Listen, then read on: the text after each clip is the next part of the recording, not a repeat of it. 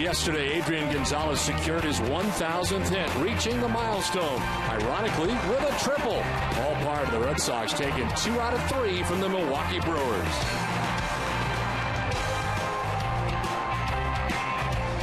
And welcome to Fenway Park for Game 1 of the 3-game series between San Diego and Boston.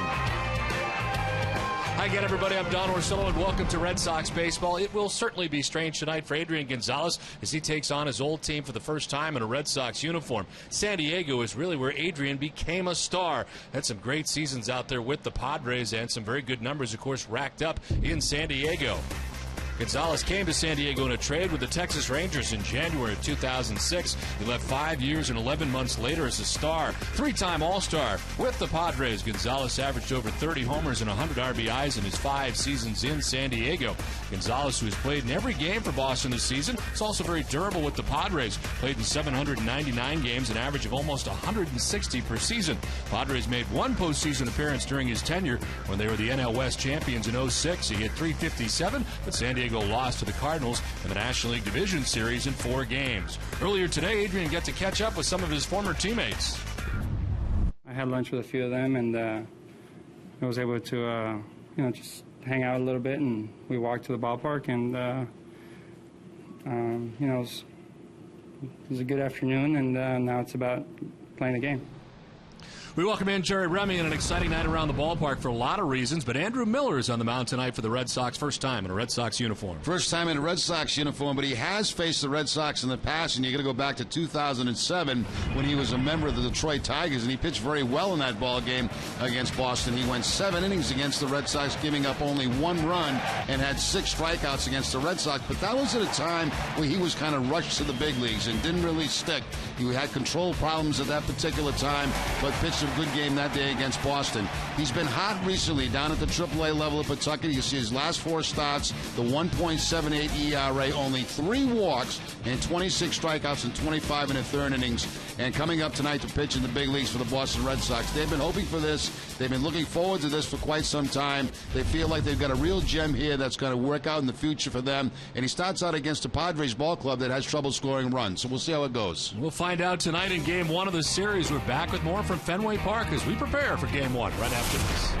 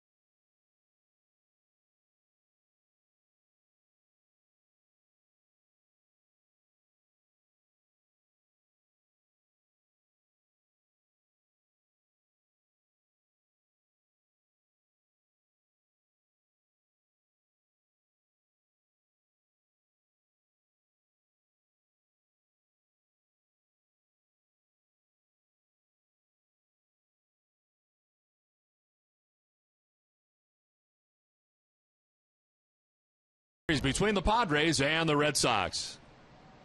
Hi again, everybody. Welcome back inside the broadcast booth. I'm Don Orsillo. Tonight, the Red Sox welcome the San Diego Padres, who come into this series against the Red Sox in last place in the National League West.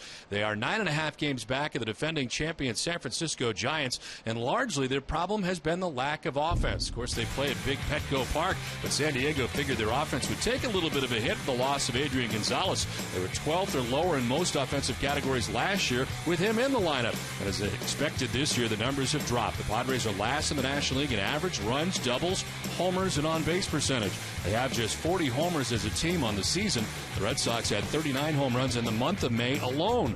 The one area that has been good has been their pitching. They rank third currently in the National League with a 3.23 earned run average. Well, the Red Sox are able to take 2 out of 3 from the Milwaukee Brewers. Interleague has been kind to the Red Sox, and they hope for more of the same tonight against the San Diego Padres from Fenway Park. We'll have the first pitch coming your way next.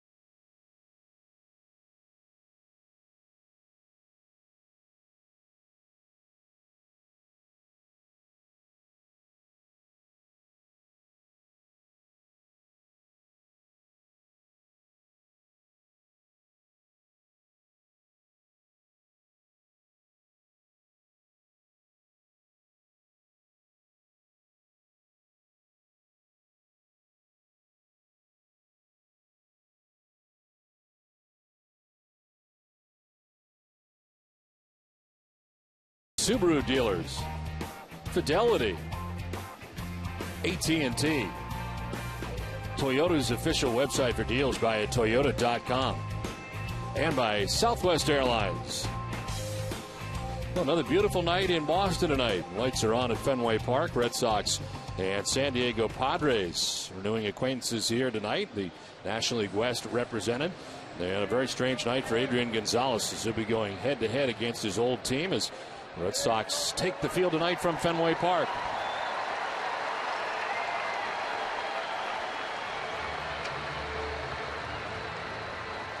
Let's check out the starting lineup for the visiting San Diego Padres. Tristan Orfia leading it off in right field. Jason Bartlett at shortstop, the former Ray and twin.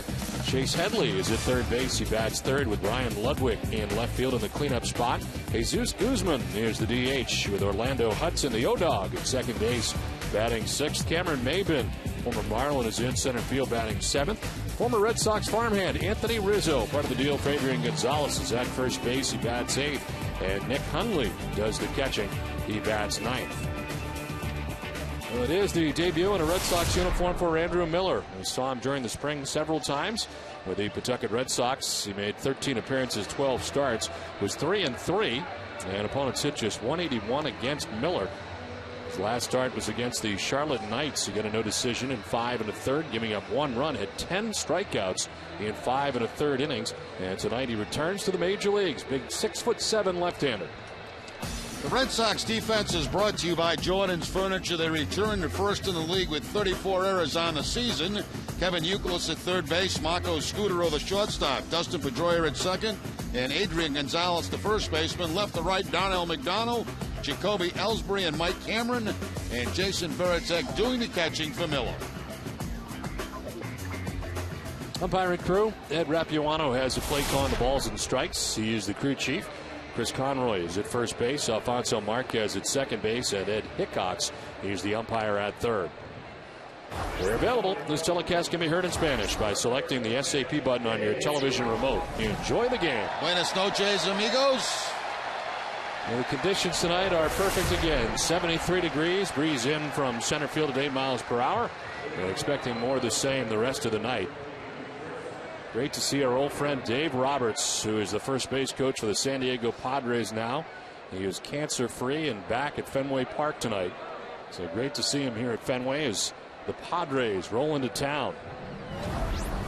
Kristen Orphea leads it off as he stands in on the right side, and here we go.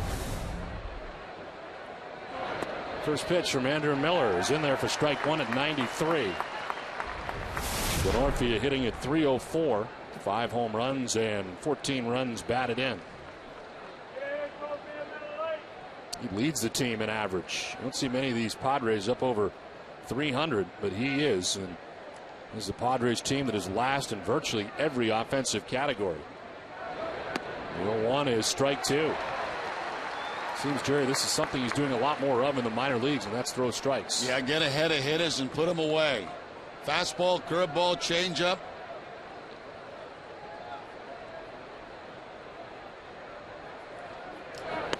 That is in there for strike 3. 96 and right at the knees. Nice start for Andrew Miller. They tell us the fastball will range anywhere from 93, sometimes as high as 98, 99 miles an hour. That's the fastball on the 0-2 count, right down the middle of the plate for the strikeout. Now for the Padres, that is their 606th strikeout. That's the most in the majors. Here is former American leaguer Jason Bartlett, who chops it foul. Certainly well traveled now over the years for Bartlett. Just arrived on the scene with the Twins, spent time with the Rays. He's part of our key matchup, brought to you by New England Acura dealers. 444 against Andrew Miller, 4 for 9. Swing and a miss, and it's 0-2. There's the changeup. Yeah, 86 miles an hour on the changeup. So far we've seen the fastball, we've seen the curveball, and now the changeup. Big, tall, and lanky at 6'7" is Andrew Miller. 26 years of age. That's the amazing thing. As this one is sent down the right field line, foul and out of play. If this works out, the Red Sox have found something, and a young something that they could hold on to for a while. A lot of people felt that the Tigers rushed the first round phenom to the major leagues, and from a confidence standpoint certainly set him back. He battled with the Marlins trying to find that delivery point once again.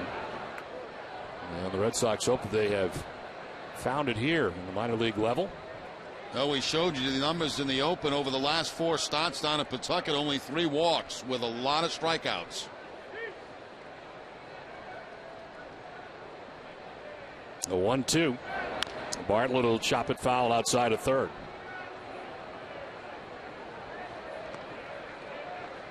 Sits safely in 9 of his last 10 games and hitting at .313.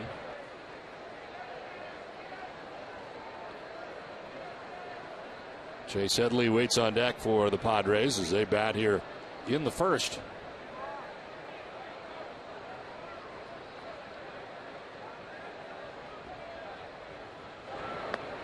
Down and in, 2-2.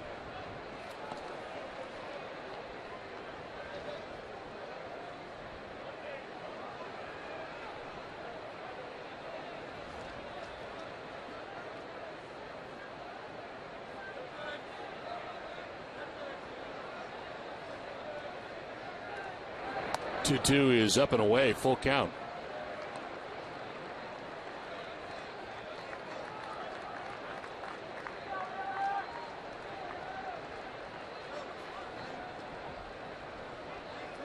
Three-two pitch to Jason Bartlett.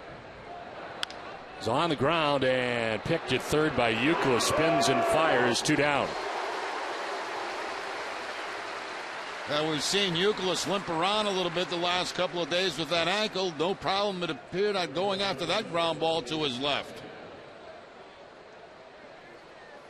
And Jerry, give me an idea of how high the Tigers were on Andrew Miller. You look at the guys who were taken after him. Clayton Kershaw, the Dodgers, went 7th. Lincecum ended up going 10th and Bard 28th in that draft. Miller taken 6th. He's got 2 outs in the first as there's ball 1 to Chase Headley. Well, he also showed you the game he pitched against the Red Sox back in 2007. Only 1 run given up, 6 strikeouts in that ball game. That's when he was with the Tigers.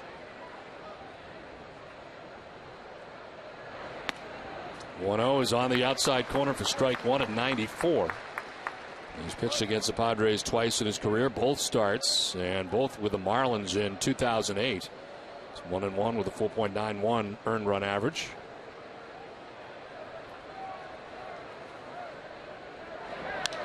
This is fouled off. You can think about the right time to have him make a start, and he probably couldn't line it up any better.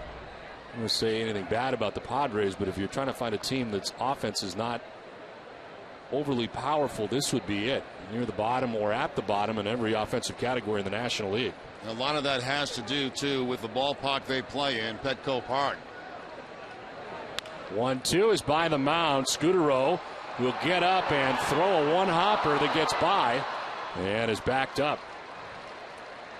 It is a base hit for Chase Headley.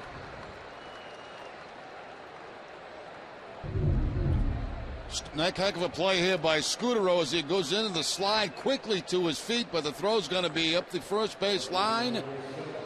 And Adrian Gonzalez cannot come up with it on the one hop. It gets by him, but it's backed up by Jason Varitek, so no advance by Headley. So a 2-out base runner for the Padres, Ryan Ludwig. Cleanup hitter standing in. 259 average, 9 homers, 45 runs batted in. This is on the ground, but right at Pedroia. Little bobble, time to recover. And he throws out Ludwig to end the top of the first inning. Red Sox are coming up.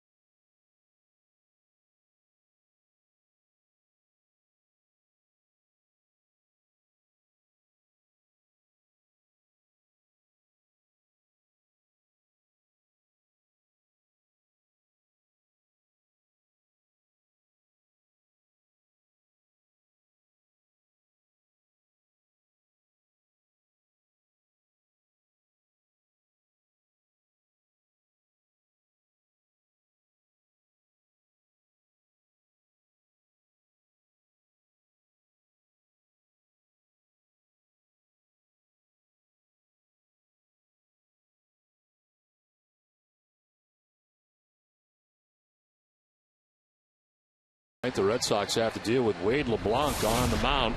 His third appearance. He is 0-2 with a 4.26 earned run average. Opponent's hitting at .327 against LeBlanc. He was called up from AAA Tucson on the 14th of June.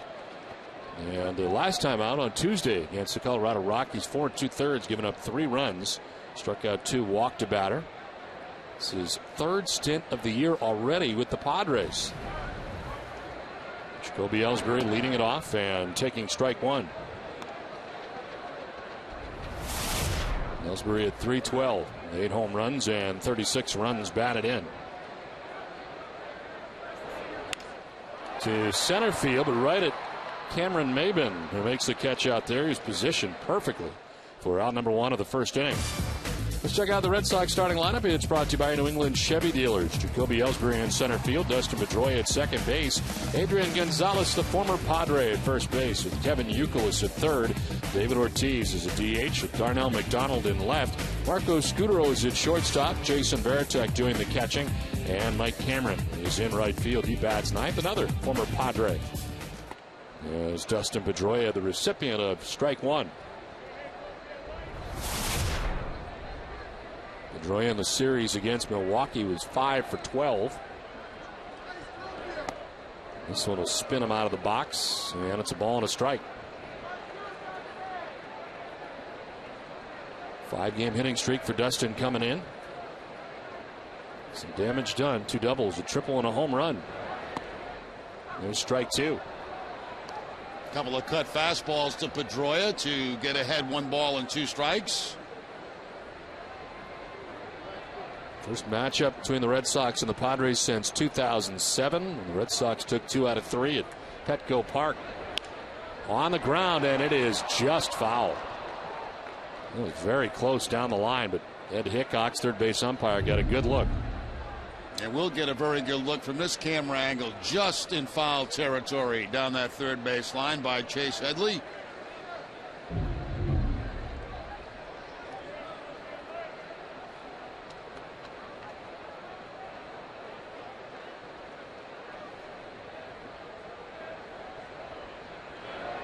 One-two is just outside, 2-2. Seeing the fastball so far about 88 miles an hour. A couple of cut fastballs, that being the changeup, the last pitch.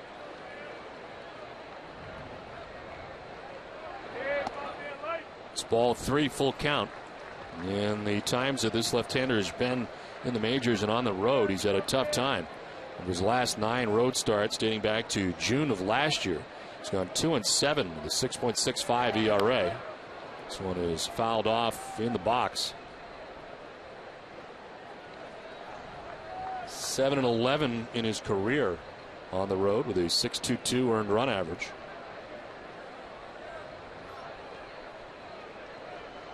He's a 2.72 ERA in his career at home. But this is not Petco Park. This is in the air to left down the line, and it is a fair ball. Off the wall, Pedroia is headed for second base. He will get there standing. Well, Pedroia now has a 6-game hitting streak as he gets a fastball about 88 from LeBlanc and hooks it right down that left field line, just barely staying in fair territory. Oh, it hit right on that yellow line. Wow. Just barely on that yellow line. Well, look at the updated numbers. Stands at second base with 1 out. He's getting an earful from Orlando Hudson, the second baseman. There is Adrian Gonzalez. 348, 15 home runs, 64 runs batted in.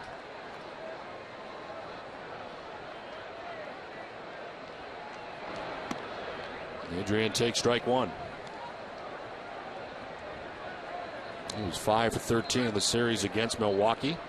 Leads the majors with his .348 average, his 64 RBIs. He's got 42 extra base hits, the most in the majors. 24 doubles, the most in the majors. There goes Pedroia for third as Gonzalez fouls it off. And he had it easily, too. He had a great jump at second base. He had almost like a running lead at second. Watch, Pedroia was never stopped.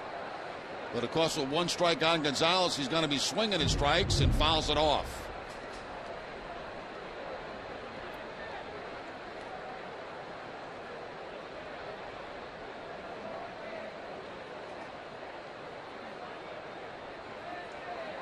Pedroia has stolen third base on 2 occasions already this season. Fouled off to the left, out of play. Dustin with 13 total stolen bases on the season.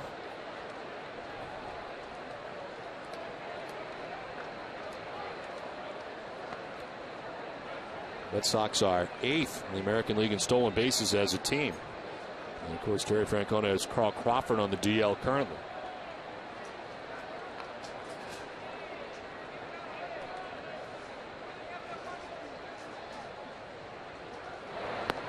It's away, and it's 1-2 to Gonzalez.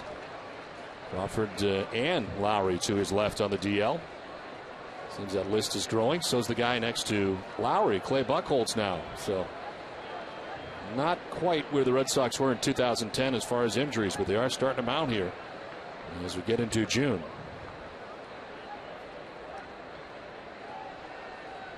The 1-2 is line to left in front of Ludwig for a base hit. Pedroia will stop at third. Adrian Gonzalez in his first at bat against his old team's got a base hit. El Gonzalez gets the fastball away and shoots it to the opposite field. That ball actually a little bit off the outside corner, but he puts it on a line in front of Brian Ludwig out there in left field. Plus they have to hold Pedroia at third base.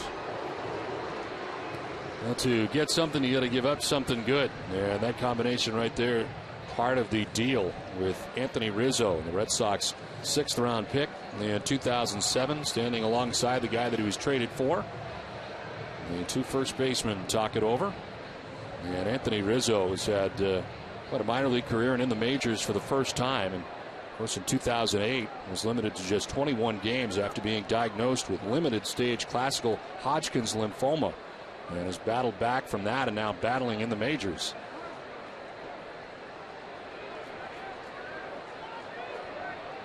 Here is Kevin Youkilis, first and third, 1 out.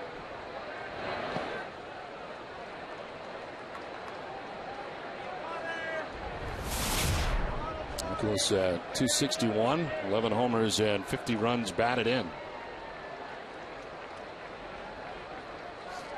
First and third with 1 away.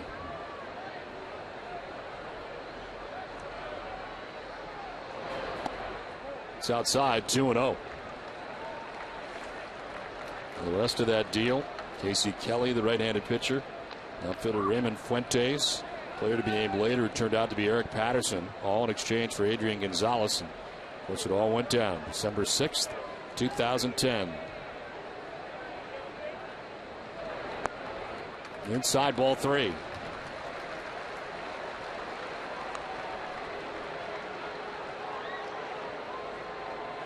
Wouldn't be surprised at all to see Youkilis have the green light in this situation. Left-hander Ortiz on deck.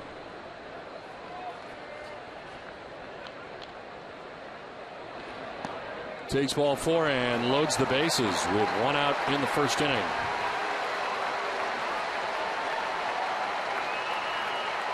Darren Balsley, the pitching coach, coming out.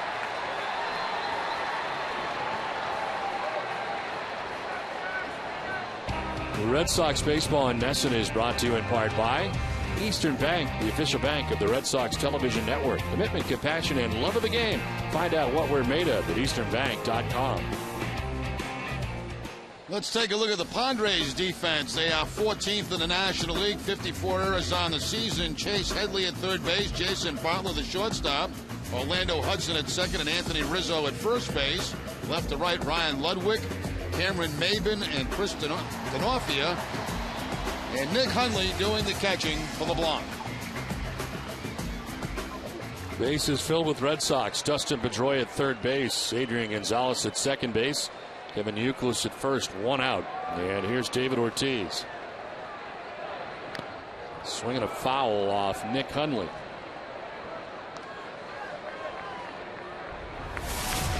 David hitting at .320 with 17 home runs, 46 runs batted in.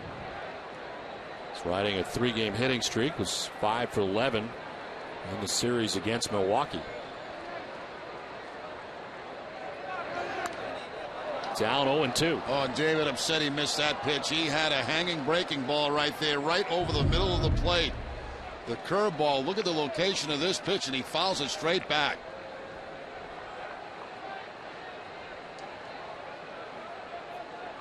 You say you get one pitch every at bat. Well, that was the one for Ortiz right there. Let's see if he gets another. Trying to go up. They do, but not tantalizing enough. 1-2. He was 0 for 3 this year. The bases loaded with a walk. And a .353 average with 9 grand slams.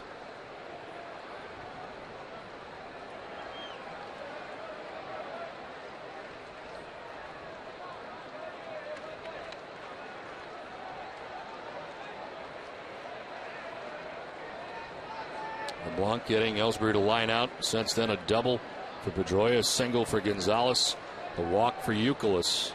Now 1-2 to Big Papi.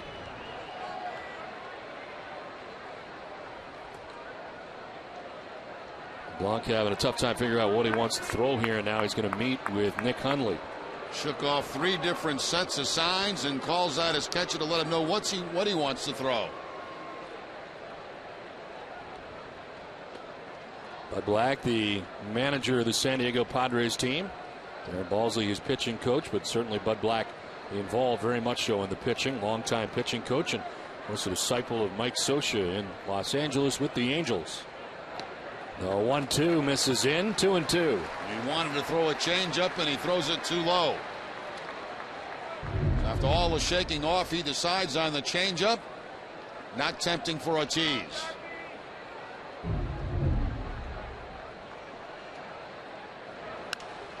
To left down the line, but foul.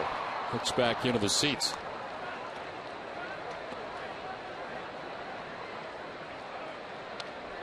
Showed you David has 9 grand slams. That is 12th among active players.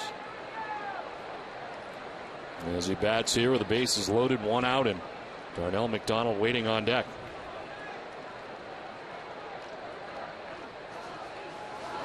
Ortiz chops it foul.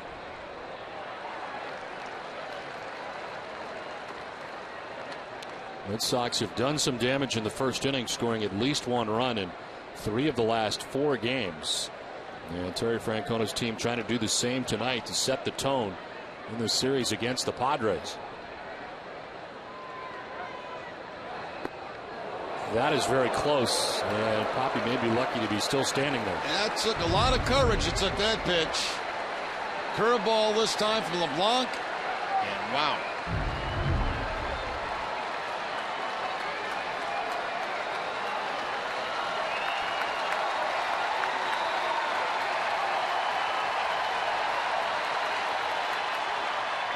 Ortiz fouls off another.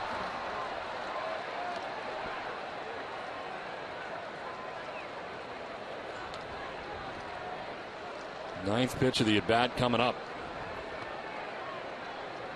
Already 27 for LeBlanc, who's got 1 out. And trying to find his way out of this bases loaded first inning jam.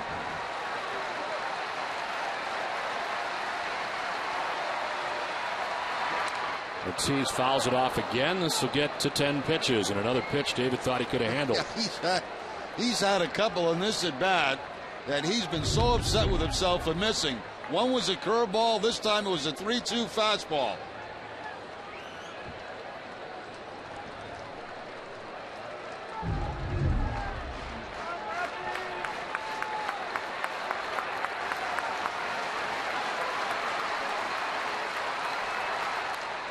Popped up, loop back at third, short left. Ludwig will not get there, but it's foul. Right down the line and finding what little foul ground there is. Pitch 11 will be coming up. Ball just kept slicing and slicing and slicing into foul territory. I brought trips on you there, Don. 3 slicings. A lot of slicing going on. Yeah, trips.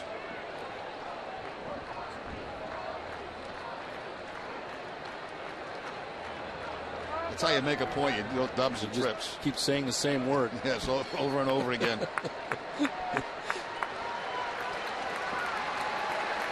Bases loaded, 1 out. Here we go. Pitch number 11.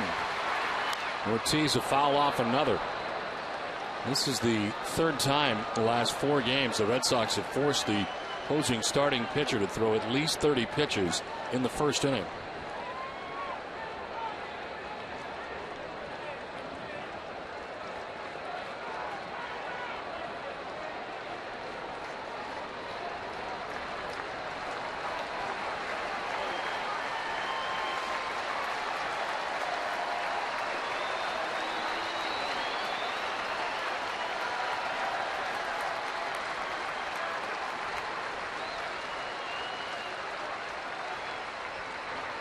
Ortiz fouls off another.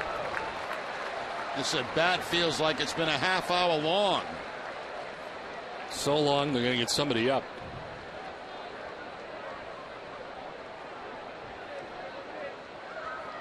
It's been an 18-minute half inning to this point. Ortiz has fouled off 9 pitches in this battle. 3-2 yet again. Ortiz will foul it off again. That's another good fastball that David fouls straight back. That is 3 pitches in this at bat that he has had to handle, and he's fouled off every single one of them. Coming up on 7 minutes in this at bat. Left-handed action. Corey Lupke is up. Ortiz will win the battle. It'll fall into left field for a base hit. Pedroia will score. Ball gets away, but Ortiz, after 7 minutes of batting and 14 pitches, works an RBI single to left to put the Sox on top. Now that's an AB. Yeah, he fouled off some touch pitches. He missed some good pitches to hit, and finally he delivers to the opposite field. Looked like a high changeup that time on the 14th pitch of the at bat. And drops it into left field for the base hit. Red Sox play 1 base at a time.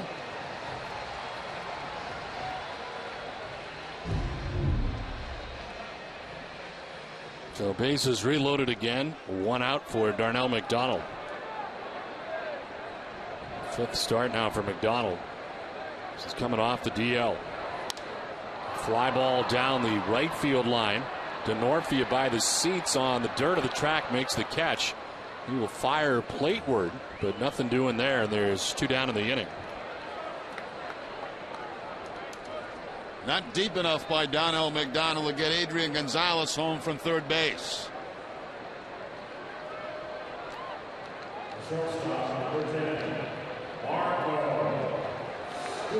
Here comes Marco Scutaro. 278, 2 home runs, 12 runs batted in.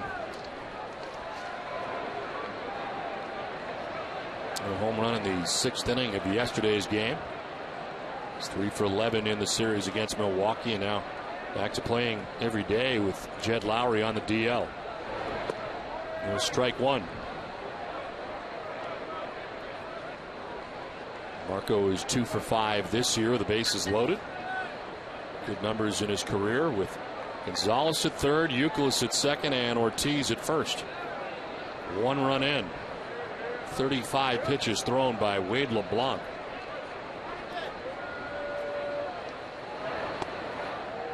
Close, but it's a ball. 1-1.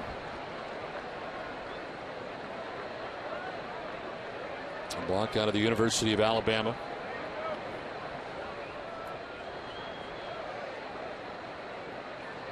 Last season 13-12, 25 starts for the Padres. He's ahead of Scutaro, 1-2. And he gets Marco there to chase the cut fastball down and in.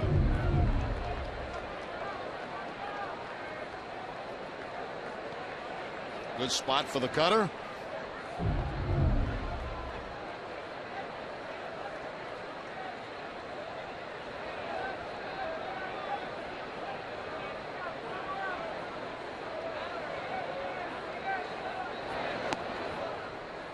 Two and two, not missing by much.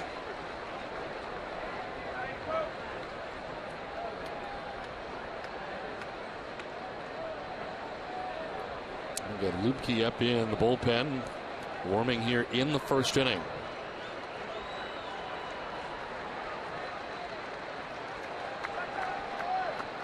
2-2 to Marco Scudero. On the ground to third base. Headley will go to second for the force out. And LeBlanc minimizes the damage with the Red Sox take a 1-0 lead after one.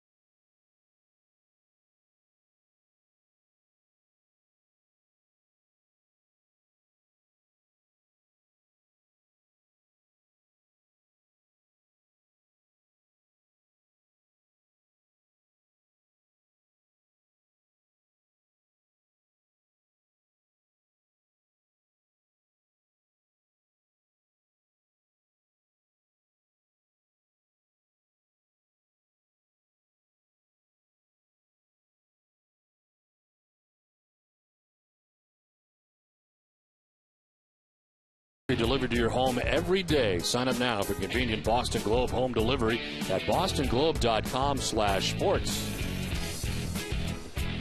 Top of the second inning. Lengthy wait for Andrew Miller.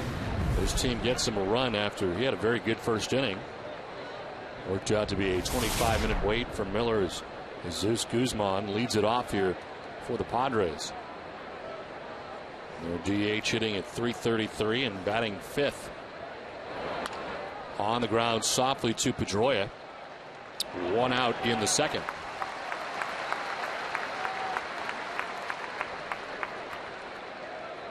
So far so good for Andrew Miller.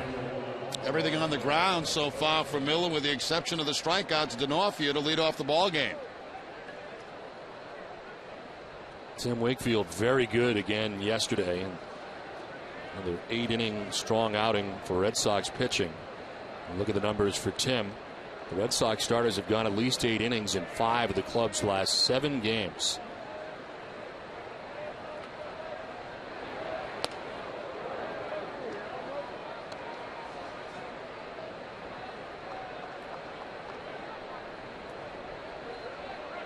Orlando Hudson batting with 1 out here in the second inning.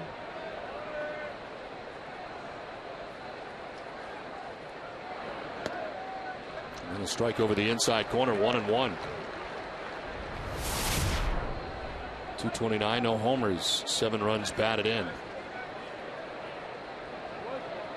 Came back from the 15-day DL on Sunday. He was on the DL with the left groin strain.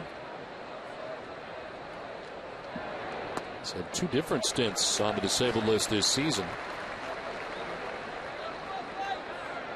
Earlier on the DL with a right hamstring strain in mid-May. Back in there for the Padres. Up and away, 2-2.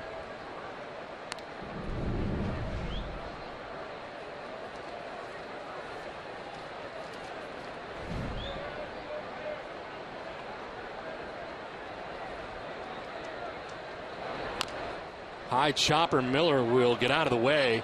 Youkilis on the run and not in time. Safe is Hudson. Big bounding ball that Youkilis fires to first, and Hudson still with pretty good speed.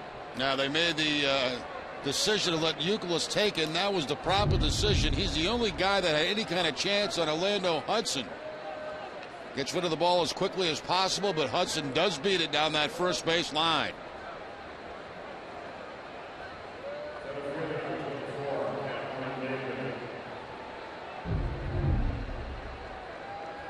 So 1 out and 1 on for Cameron Maben.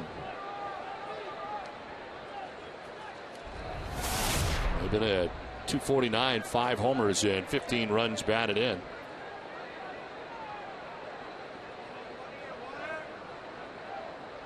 He also spent time on the DL this year, right knee inflammation, as he takes ball 1. And on the DL May 28th, and it's 4 for 20 since being activated by the Padres.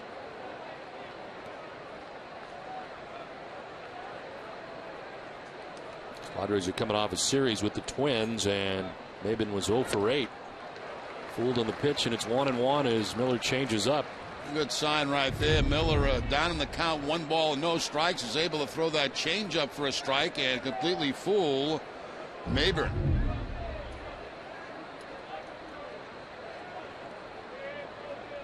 Miller's given up 2 hits so far. They're both infield hits.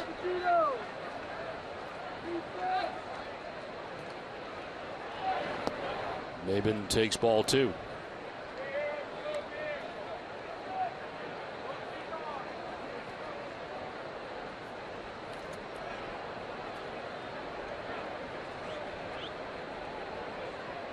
Saw Cameron Maben in spring training as a member of the Florida Marlins.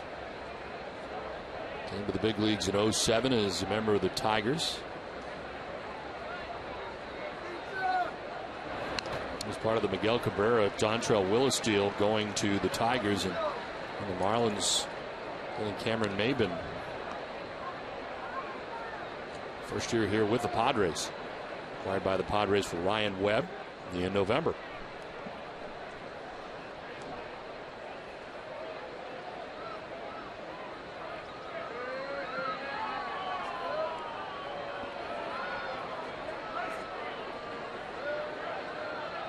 Of course, Andrew Miller, part of that deal that saw Cameron Maben go to Florida from Detroit. This one's grounded foul. So these two guys traded together from the Tigers to the Marlins. And here they are facing each other, one now in a Red Sox uniform and the other now in a Padres uniform.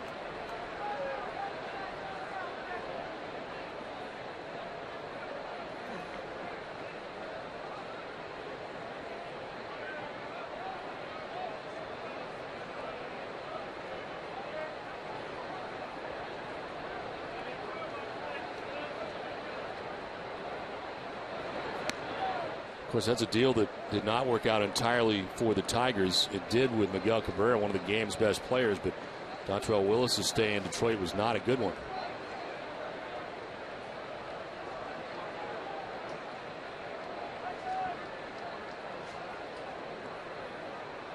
And a 3-2 pitch coming up for Maben.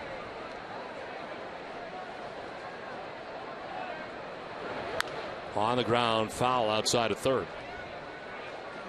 One thing we've seen here early in the ball game, Miller's not afraid to throw that changeup, throws it again on a 3-2 count.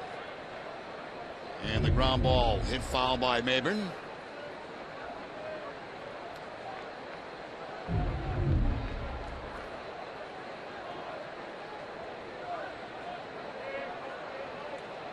On deck is Anthony Rizzo.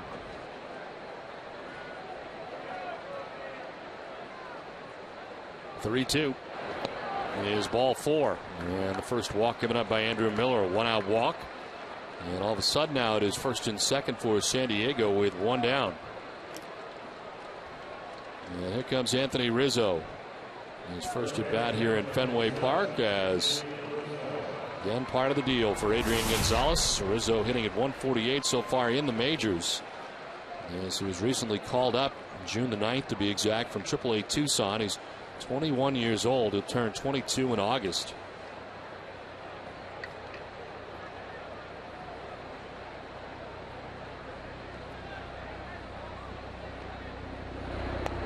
Rizzo takes strike one.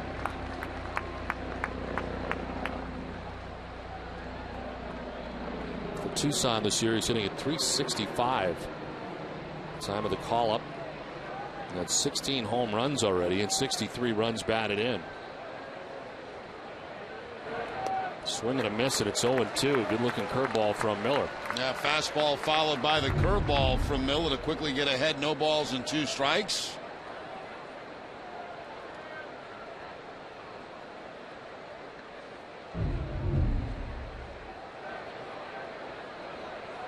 Two on, one away, and an 0-2 pitch. Fouled off, still 0-2. Tried to curveball again in the same spot, but that time Rizzo able to foul it off.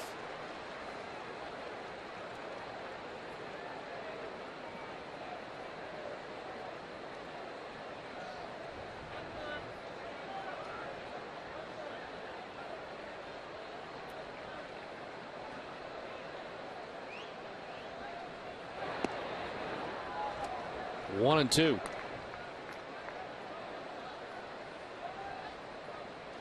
Red Sox get a run in the bottom of the first inning. The Padres are threatening here in the second.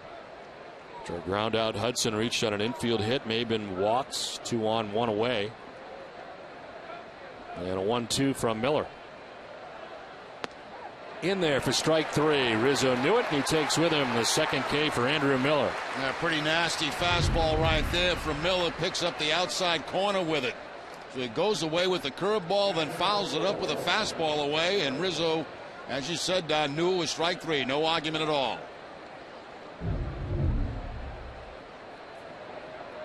So 2 down here in the second inning for Nick Hundley, the catcher for the Padres.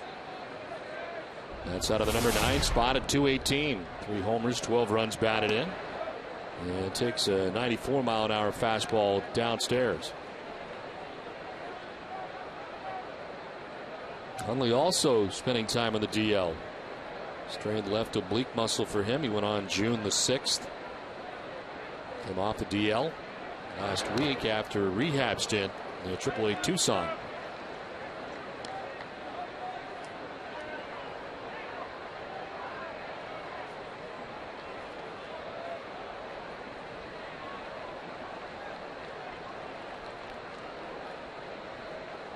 Hudson at second base, Maben at first, 2 down.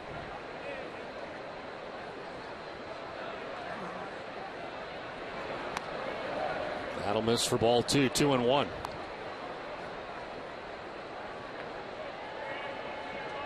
Miller had to throw just 16 pitches in the first inning. This would be the 40th of his outing.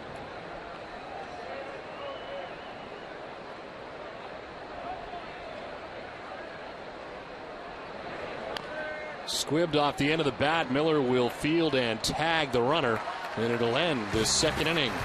The Padres strand a pair, 1-0 Red Sox.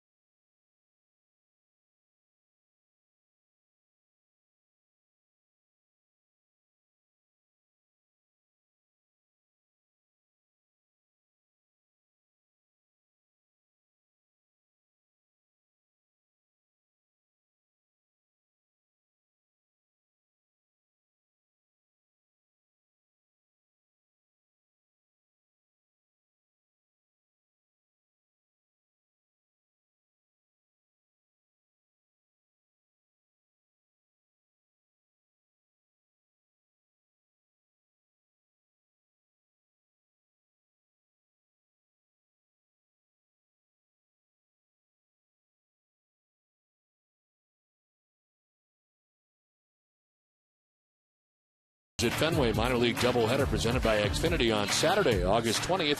From on-field promotions to autograph sessions with the stars from both games, fans will be a part of the action all day long. Family-friendly prices start at just $5. Visit redsox.com/futures to get your tickets today.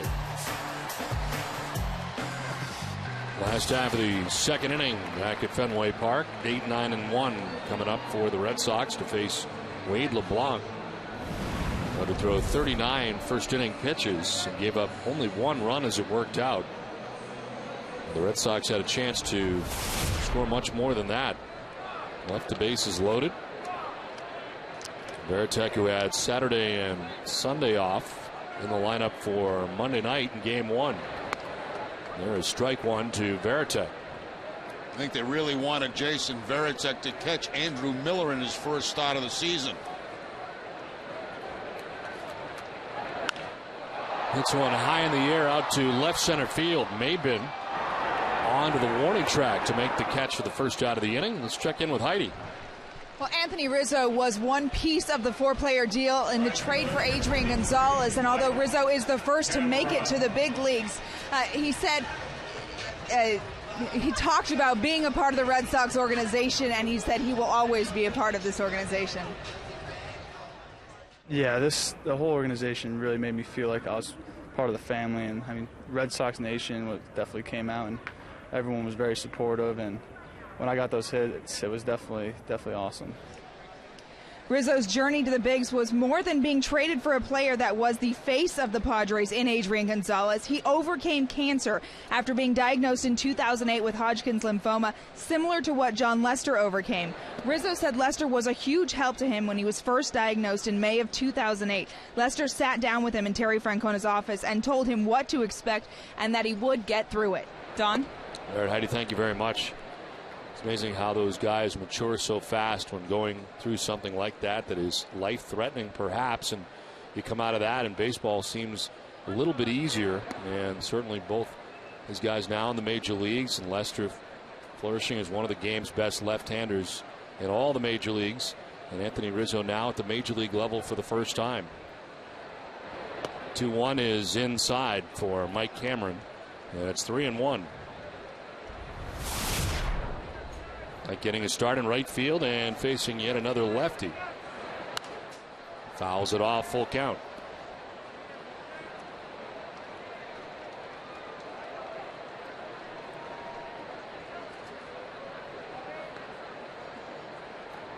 Top of the Red Sox order, Jacoby Ellsbury on deck.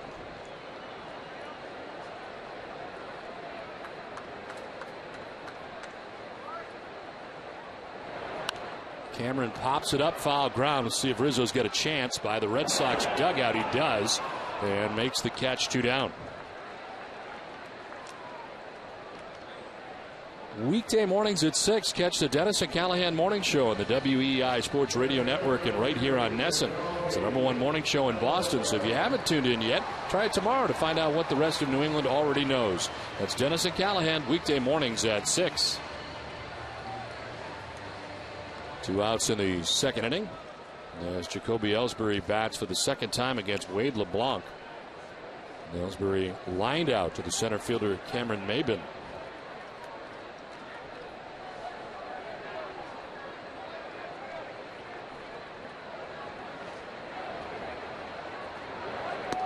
Take strike one.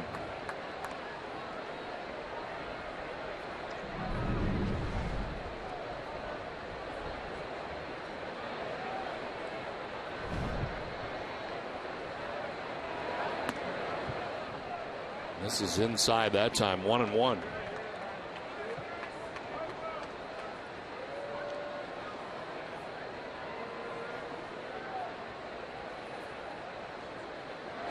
Pitch 50 for LeBlanc, misses, and it's 2-1.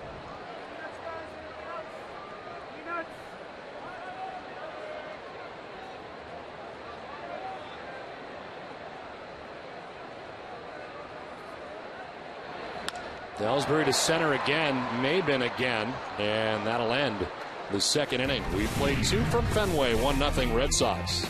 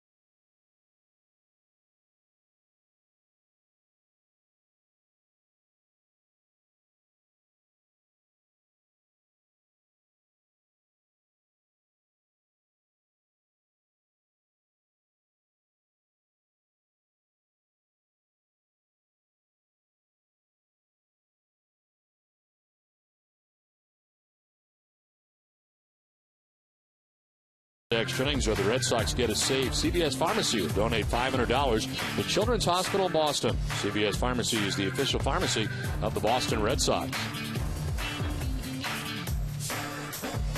Third inning back at Fenway Park. Red Sox on top 1-0. The top of the Padres order, Christian Orphea to lead it off.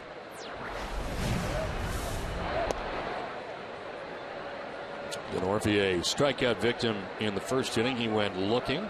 One of 2 Ks for a tall left-hander, Andrew Miller. He's in there for strike 1. Padres had 2 on with 1 out. And Miller was able to strike out Rizzo and get Hundley to ground back to the mound. This is chopped softly to Pedroia for out number 1 of the third inning. Quite a few change-ups early in the ball game here for Miller, and they have been effective. Got the final out of the second inning on a change-up. The change-up again, this time for the bounding ball towards second base, and Dustin Pedroia.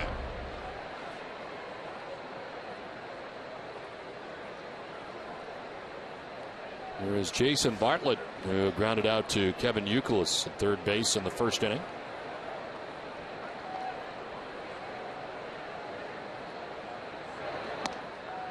There's strike 1.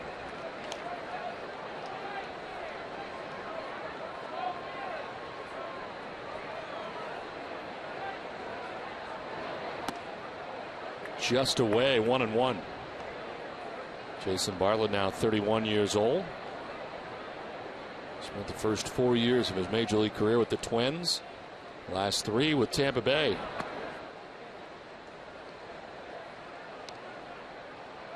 And certainly part of 2 pretty good Tampa Bay Rays teams. 2 that went to the postseason. The best, of course, 08, his first year there in Tampa Bay.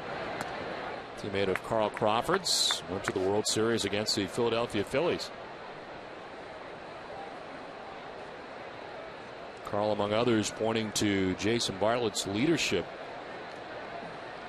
in his time with the Rays, as he'll take ball 4 and head down to first base. Second walk given up by Andrew Miller.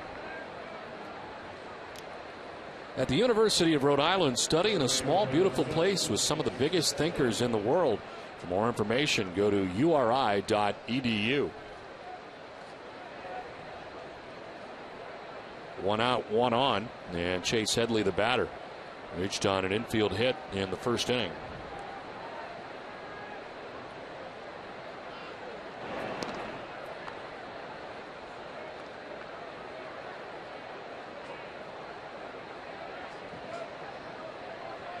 Twelve out of 16 is Jason Bartlett, who gains that lead.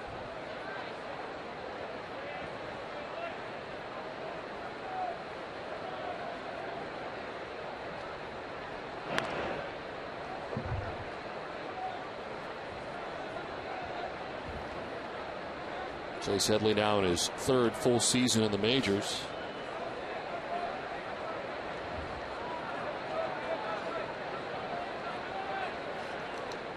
Side is a second-round selection in 05.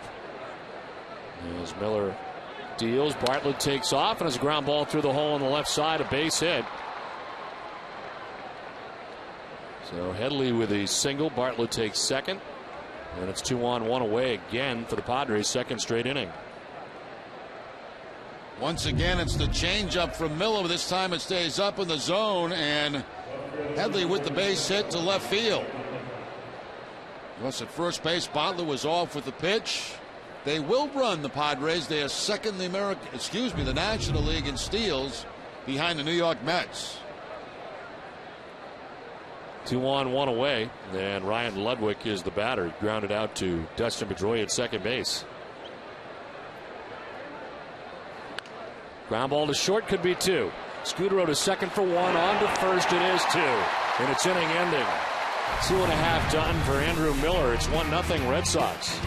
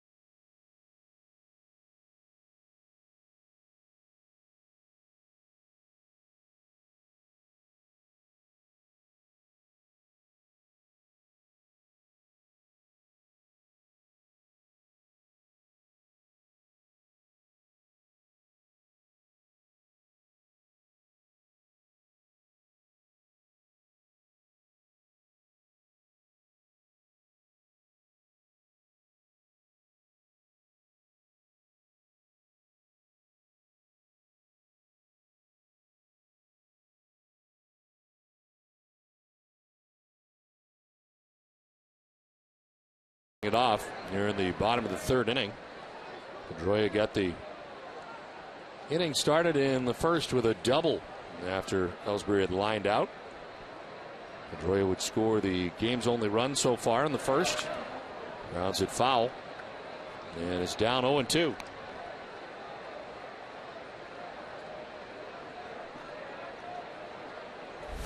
Pedroia, Gonzalez, and Youkilis out here in third inning for the Red Sox.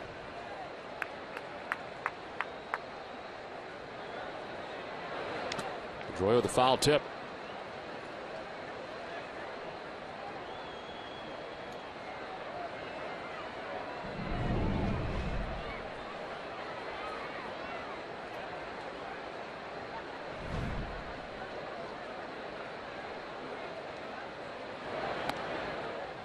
Away, and it's 1-2.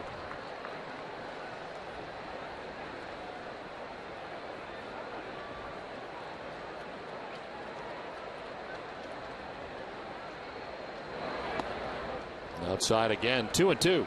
A lot of those pitches for LeBlanc are not missing by very much, but just missing the corners. And Red Sox hitters are not helping out by chasing them.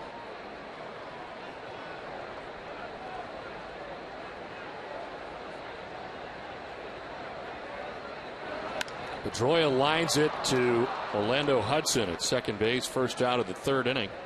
Reached out, going to lunge at that, and lines out. Well, to celebrate the 100th anniversary of Fenway Park, get your name into a history of America's most beloved ballpark by getting a personalized commemorative brick. Your unique message will be engraved onto a brick that will be placed inside the ballpark concourses at Gate B or Gate C. You'll also receive a free replica of the brick with a custom case to proudly display in your home or office. Visit redsox.com/bricks to get your brick today. Found a good place in my house to put the brick. Where's it going? It's going in a loft where the computer is and all that. It's nice. It's on a shelf. It's perfect. Looks really good. Not a bad spot at all. So you do kind of have an office if you get the computer up there. It's not an official office, but you know, it doesn't have Jerry on it and all that stuff.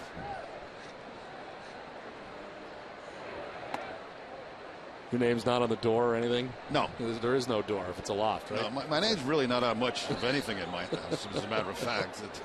How are things going? Better since you've been home for a little while now? Oh, yeah. Oh, good. 1-1 is a strike over the inside corner, 1-2. Making sure to clean the shaving cream up, so there's been absolutely no issues since kind of a rocky start to the homestand. This is on the ground right side. Hudson to his right. And Gonzalez is out number 2. 2 down here in the third inning. This has to be very strange for Adrian Gonzalez here to take on the Padres for the first time, an organization that he was really the face of for a long time. That's always strange. Any player that comes from an organization, you know, and you've been there for quite a long time and you have to face them for the first time, it's a very, very strange feeling. And whether it's you've been traded or you know you sign as a free agent, whatever it is, when you face somebody for the first time, you see all your friends out there, guys you've gone to battle with. It's a different feeling. It's a different feeling. I think once you get into the game, though, into the flow of the game, it becomes a regular game for Gonzalez. But it's different. There's no question about that. I remember when I got traded from the Angels to the Red Sox, I so desperately wanted to beat the Angels when we went out there for the first time. It's just. It's just human nature. Having to face a lot of pitchers that you were standing behind for a while. Exactly. Evan Youkilis batting here with 2 down in the third inning.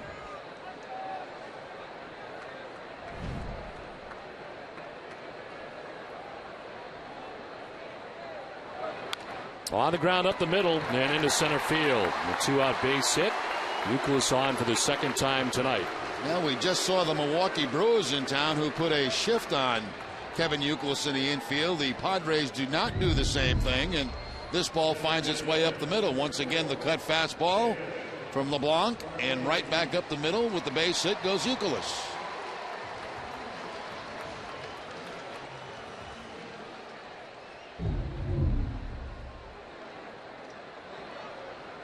So 2 down. Youkilis at first, and here is David Ortiz, who had an epic battle up against Wade LeBlanc. Rips this one to right field. Down towards the corner. Youkilis will head to third and be waved around. The throw to the plate is not going to be in time. Ortiz to third, and the Red Sox lead it 2-0.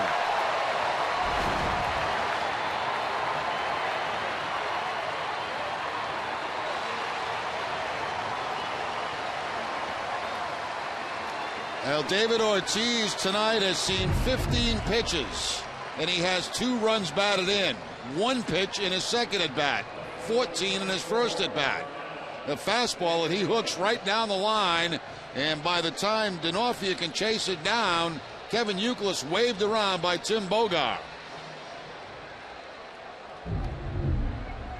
The last couple days we've kind of been wondering about Youkilis' ankle. He appeared to have no problems. Coming around from first base, full bore.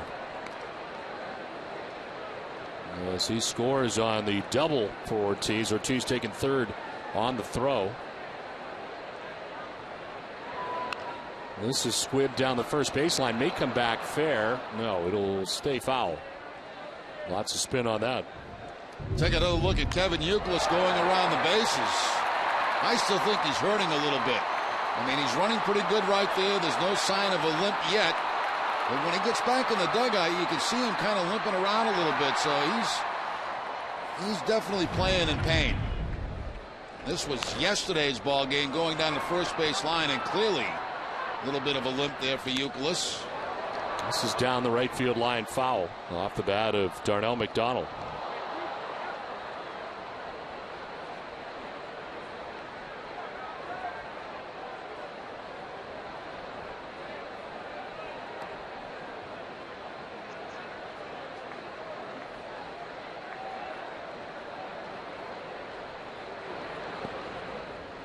2-2 to Darnell McDonald. Ortiz 90 feet away.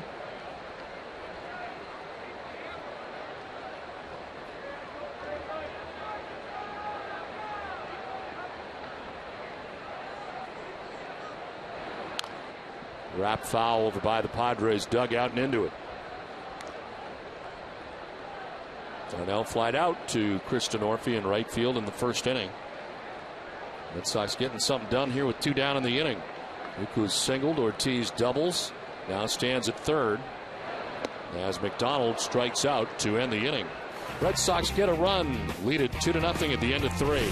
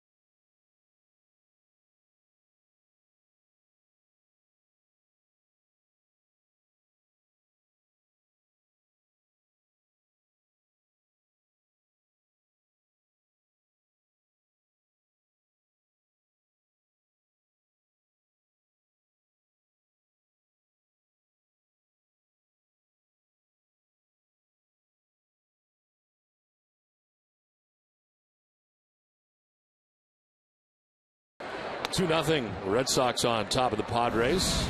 Jesus Guzman leading it off for San Diego. Orlando Hudson, Cameron Maybin to follow. Red Sox had a run in the last half of the third inning, lead it 2-0. Guzman getting his second look at Andrew Miller. And hits a fly ball to center field that Ellsbury misjudged initially. Now goes back at the wall and can't catch it. A ricochet taken by McDonald as Guzman heads for third. He'll get there. First step for Ellsbury was in. And ends up having to duck back and can't make the catch at the wall. That ball is hit a long way by Guzman off that center field wall, straightaway center field. Watch Ellsbury in center as he kind of freezes, took a step in, then goes back. And by the time he gets back there to that padding leaps, he can't quite get to it. Just up over his glove. So the leadoff triple by Guzman here in the fourth inning.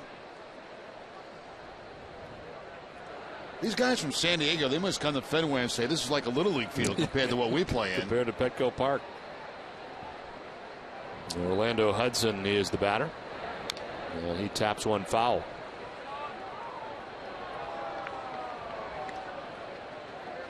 Hudson reached on an infield hit in the second inning.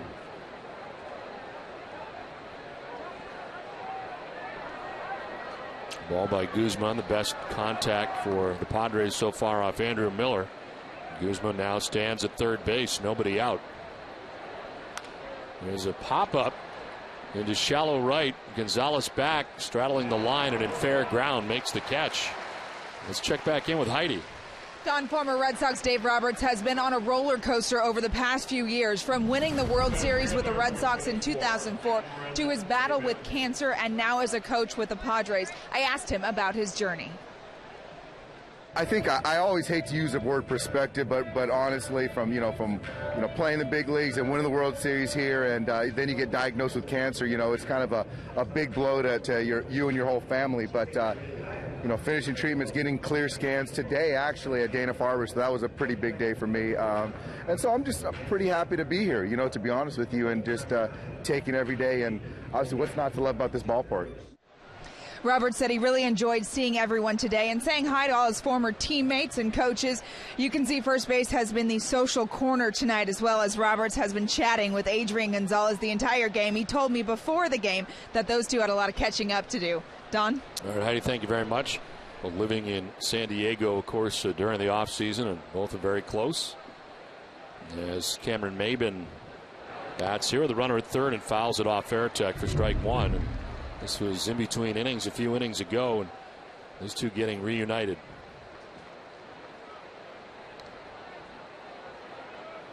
Certainly one of the most positive people you will ever meet. And it was great to have him up here the time we did on Nesson as an analyst in pre and post. And for Red Sox Nation, he'll never be forgotten.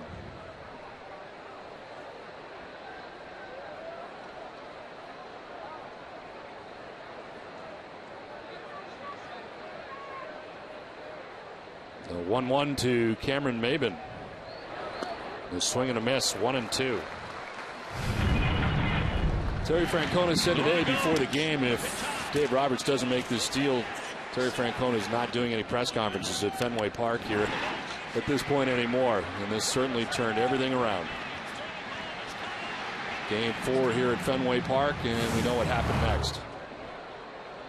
Tito may be selling cars someplace if the 1-2 is a swing and a miss, and he strikes out Maben, 2 down. Excellent curveball there by Miller to pick up a strikeout. So with the leadoff triple, Guzman remains at third base with the fly pop up to first base, and now the strikeout. What could you imagine Tito doing if he was not a major league manager or baseball? I have no idea. It's his whole life. It is. It really is. I have no idea what he would do. It'd have to be something very active. That's, you're moving around all the time. To left field. Darnell McDonald back to the track and makes the catch. So a leadoff triple for Guzman, but Miller pitches his way around it. It's 2-0 Red Sox.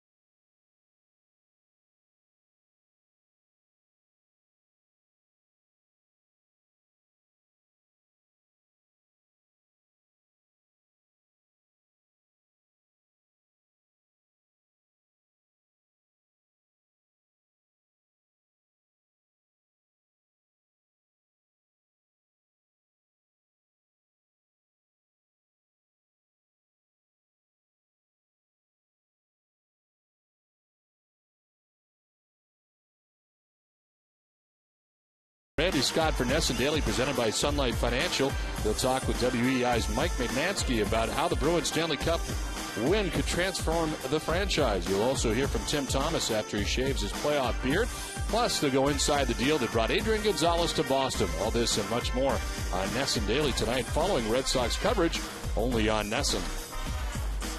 Nesson analyst and Hall of Famer Jim Rice in the Legends Suite tonight here at Fenway Park, taking in a 2-0 Red Sox lead here into the bottom of the fourth inning.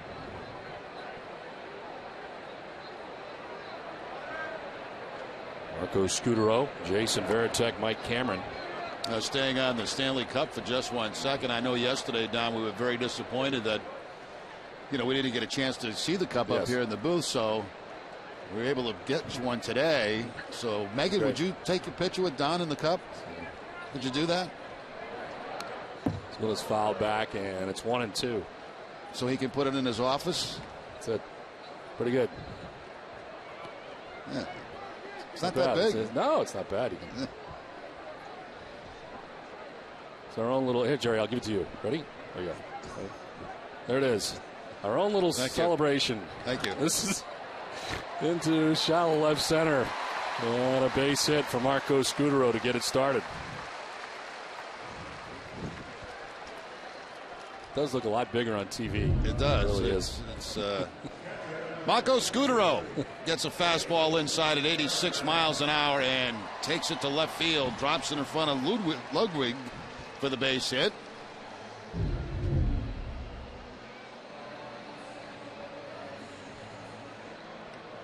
So lead runner on for the Red Sox here in the fourth inning. Jason Varitek coming up. I wanted you to have a picture with that so you could put it up in your office and eliminate me from the picture again.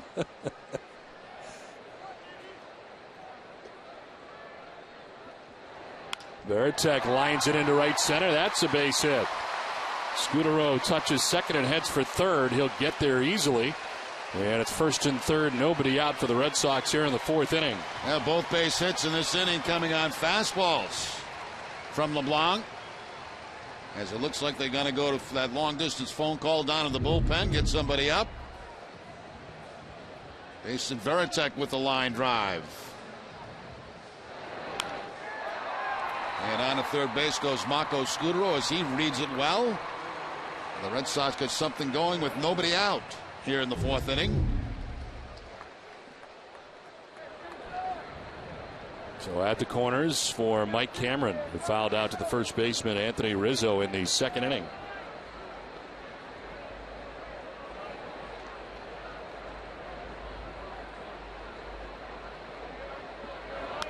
Cameron fouls it off to the right, not a play. Lubke is warming up again in the pen. He was earlier in the first inning, in fact, and back up again here in the fourth.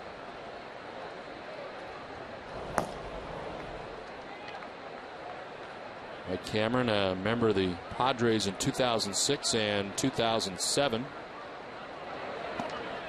As Mike takes ball 1-1-1.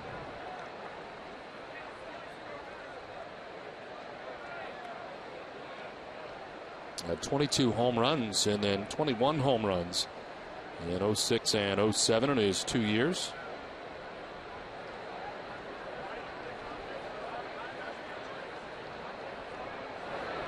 Swinging a foul tip, and it's 1-2.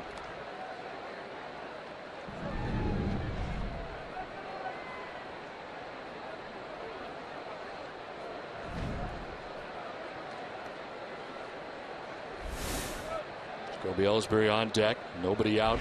Bottom of the fourth inning. Red Sox already on top 2-0. 2-2.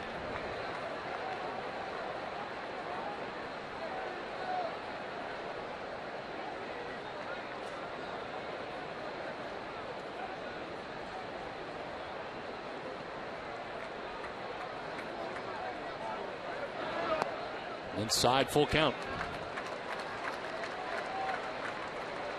82 pitches for the starter for the San Diego Padres tonight, who threw 39 first inning pitches.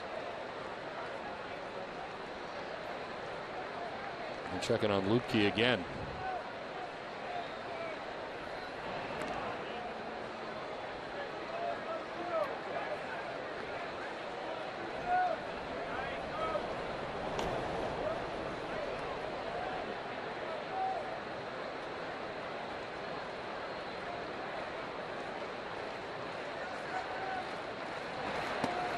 Ball 4, and this will load the bases. Second walk given up by LeBlanc. And Bud Black headed out. So bases loaded here. LeBlanc getting into a bases loaded, nobody out jam. Lipke warming in the pen, and Bud Black will likely make the change here for the Padres. And he does. 2-0 Red Sox on top. Pitching change from Fenway Park.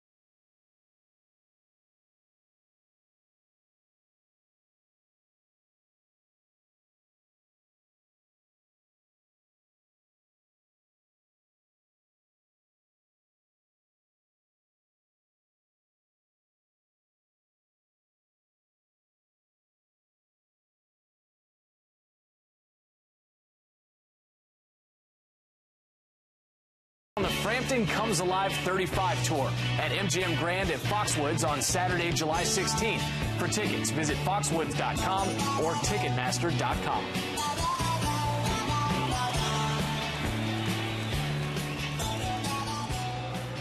Two 2-0 Red Sox on top of the Padres.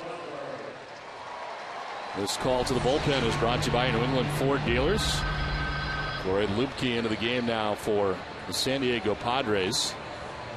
He's not given up a run in 24 of his 28 outings. 1-1 with a 3.03 earned run average. He has more strikeouts in innings. 35 2/3 with 37 Ks, and opponents only hitting at 190 against him. Bases filled with Red Sox. Marco Scutaro at third. Jason Varitek at second. Mike Cameron at first. Nobody out. Bottom of the fourth inning for Ellsbury, who sends one foul and out of play. Now the Red Sox see a little better velocity out of Lubke here. 91 with that last fastball, where LeBlanc was about 86, 87.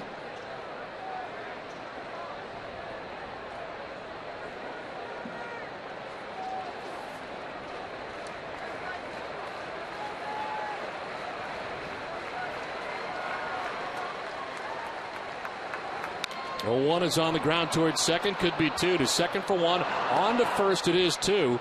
Padres will take that exchange as the Red Sox get a run and lead it now 3-0, but two down.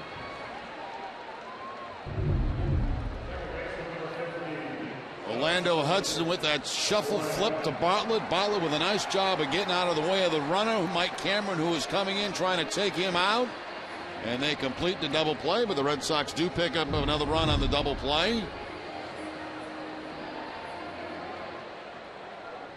Got two big outs for the Padres in that situation.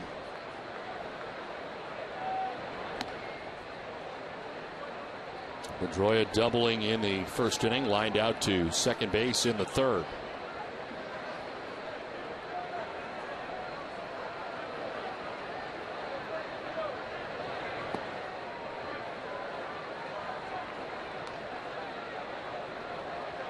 Red Sox getting a single run in the first, a run in the third, and now one here in the fourth so far.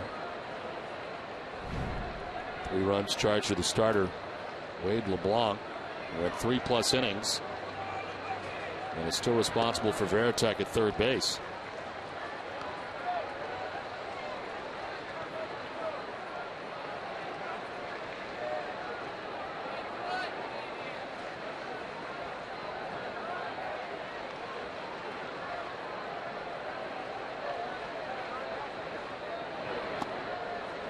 Ball 4, and on 4 pitches, Pedroia down to first base. Third walk allowed by Padres pitching tonight. It is time now for tonight's AT&T trivia question. Which 2 teams have had 2 or more players reach the 1,000 hit mark this season? Well, the answer for you a little bit later. It's Adrian Gonzalez reaching 1,000 hits here yesterday with his triple against the Milwaukee Brewers. Has a base hit tonight, singling back in the first inning. Grounded out to second base in the third. 1 for 2.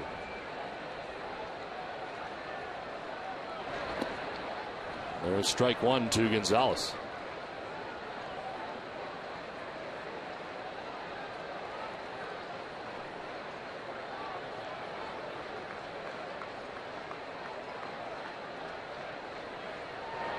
Swing and a miss, and it's 0-2.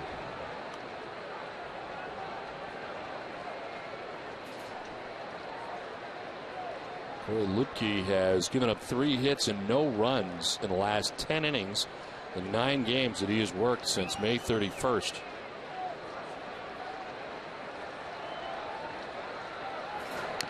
It's tap foul, still 0-2. Made an opening day roster for the first time in his career this season. And he's been very good out of this Padres bullpen. Darren Balsley, the pitching coach for the Padres, alongside Bud Black. As Wade LeBlanc looks on, still responsible for Varitek at third. As they check on Pedroia, who gets back to first.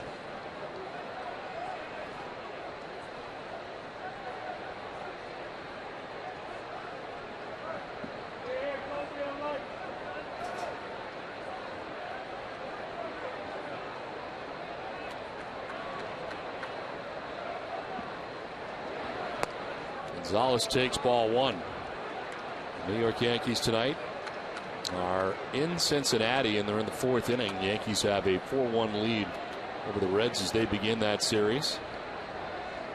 Red Sox with a 1.5 lead over New York to start the night atop the American League East. Tampa Bay Rays 4.5 back, and they lead Milwaukee 1-0 as Gonzalez strikes out to end the inning. Red Sox had a run at the end of 4. It's 3-0 Boston.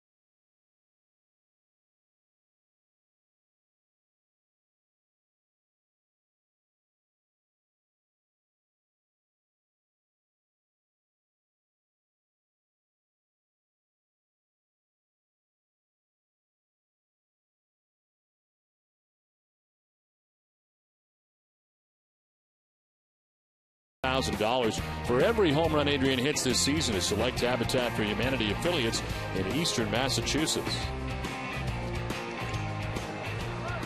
Red Sox able to add a run in the bottom of the fourth inning and have taken a 3-0 advantage into the fifth.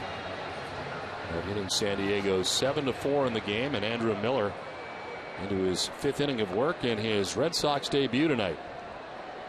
Number 9 man Nick Hundley leading it off, catcher for the Padres.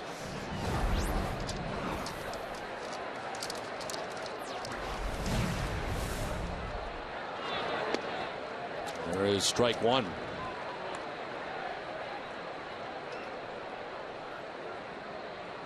Andrew Miller with 3 strikeouts, 2 walks, and has given up 4 hits, but no runs. Had to work his way around a leadoff triple, Jesus Guzman, in the fourth inning. And he did by getting Hudson to foul out, maybe into strikeout, got Rizzo to fly out to the warning track and left, and Guzman was left at third base.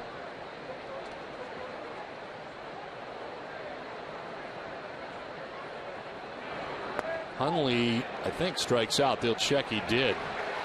Conroy, first base umpire, rings him up, and Hundley was the 4th strikeout for Andrew Miller. He bites on the curveball from Miller.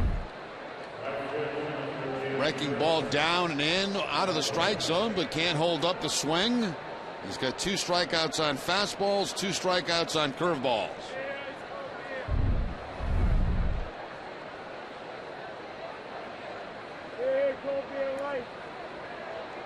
So 1 out, and Kristen Orphy, the batter, he's 0 for 2 against Miller. He struck out looking and grounded out to second base. This will skip in for ball 1.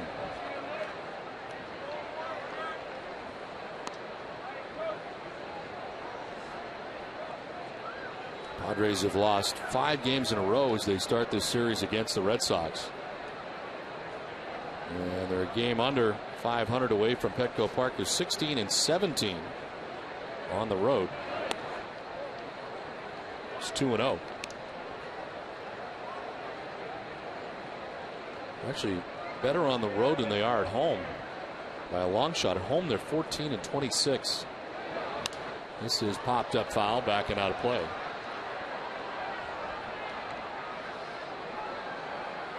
Covidien, a global healthcare products company, is a proud sponsor of the Red Sox Foundation, helping to address health needs in our communities. Into the standings for Bud Black's San Diego Padres, the bottom of the NL West.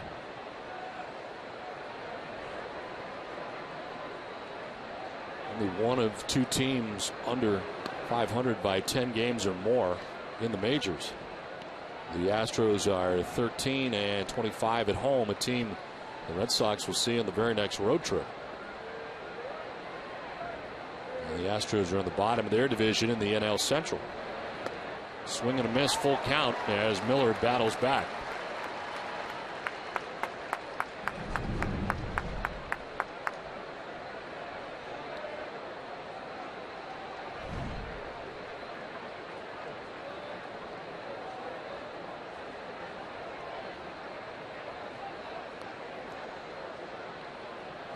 And Rapuano, the crew chief, a little housekeeping, now ready to go.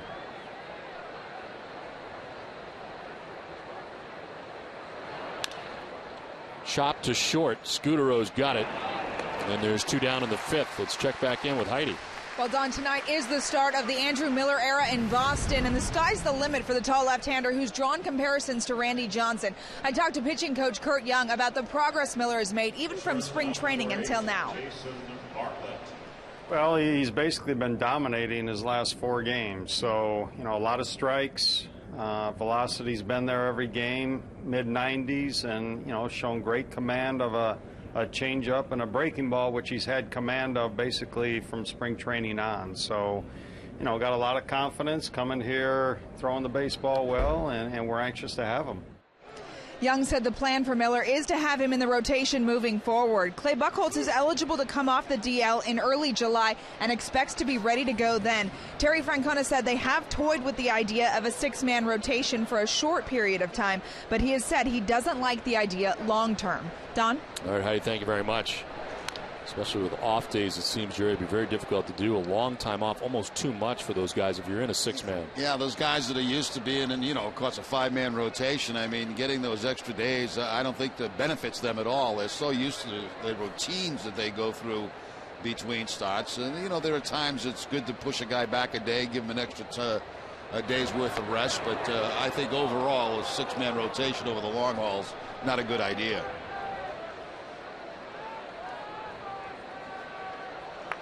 Something always seems to pop up anyway. Some type of injury. We saw Clay Buchholz, as you said, go on a disabled list. Swing and a miss. Miller continues to dazzle. He strikes out Bartlett. 5 Ks for Miller. He's through 5. It's 3-0 Red Sox.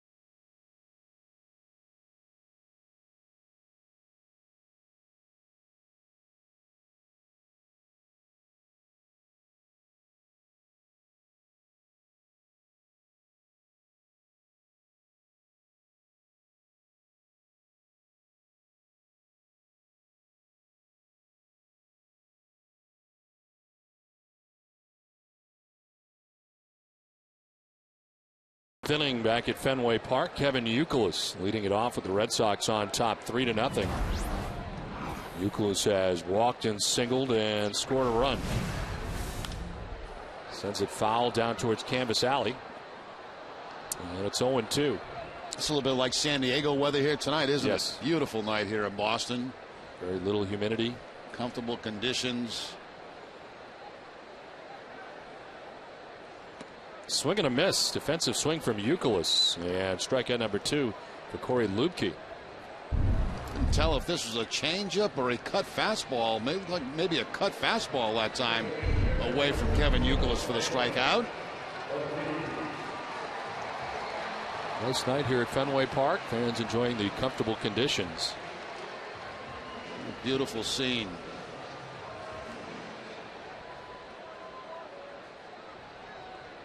Some great shots from the ballpark.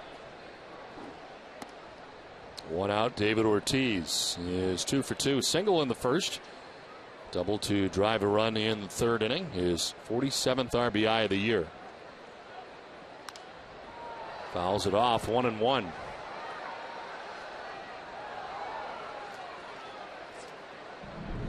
Had a 14 pitch at bat in his first at bat. 10 foul balls. Was able to drive in a run with his single in the first inning. Now fouls it off. 1-2. It's time now for the answer to our AT&T trivia question. Which 2 teams have had 2 or more players reach 1,000 hit mark this season? Minnesota Twins and Oakland A's. Michael Kadire, Justin Morneau both notching 1,000. Ortiz waves at that and strikes out. There's 2 down in the inning. Back-to-back Ks for Corey Lubke, 3-0. He appears to be very tough on lefties. Yeah, drops down a little bit with the three-quarter delivery, throws the slider from down at that angle. Very tough to pick up for left-handed hitters. Just to go back to the AT&T trivia question for a moment, Oakland actually had 3 players reach the mark this year: Coco Crisp, David DeJesus, and Mark Ellis. And Adrian Gonzalez here yesterday became the 89th active player to reach the mark. Red Sox now have 6 players who've had 1,000 hits: Mike Cameron, Carl Crawford, J.D. Drew, Adrian Gonzalez, David Ortiz, and the captain, Jason Varitek.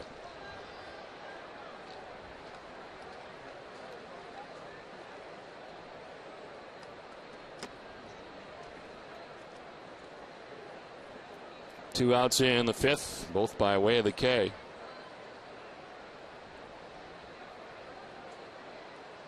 McDonald slaps it foul. Boston Red Sox baseball on NESN is brought to you by Eastern Bank. Commitment, compassion, and love of the game. These are just some of the things Eastern Bank is made of. Find out what we're made of at easternbank.com. Swing and a miss. Lubke, in impressive fashion, strikes out the side. 3-0 Red Sox.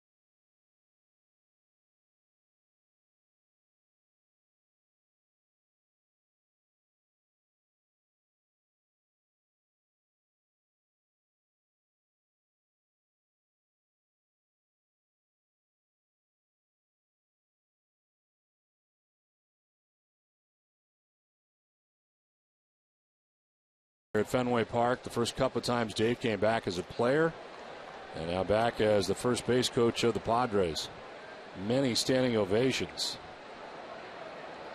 3-0 Red Sox on top.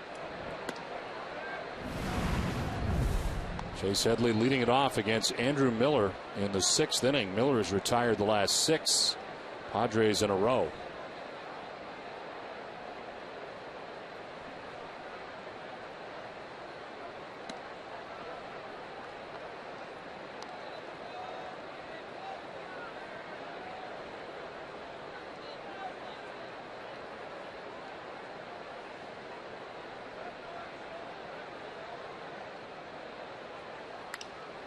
Bloop to right field. Cameron on the move won't get there. And he'll make the catch on a hop out there in right field. Headley with his 3rd hit of the game. The Amica Pit Zone is brought to you by Amica Insurance. Amica Insurance is not just how you covet, it's how you treated. 5 strikeouts in the game for Miller, a couple on fastballs. The first 2, and then the remaining 3 on curveballs. Breaking ball there to Headley. Hanley, I should say, excuse me. Breaking ball to Bartlett. So Chase Headley at first base to begin things here in the 6th inning with his 3rd hit, 3 for 3. Ryan Ludwig. We'll take a look at ball 1. Your thoughts on Andrew Miller so far tonight, Jerry? I've been impressed with his changeup and his curveball. I really have. You know, it hasn't been that overpowering 97-mile-an-hour fastball, but when he's been behind in counts, he's been able to throw the changeup for strike, and the curveball's been very good. So far, very impressed. He's into the 6th, working from the stretch with a 1-0. And it's up high, 2-0.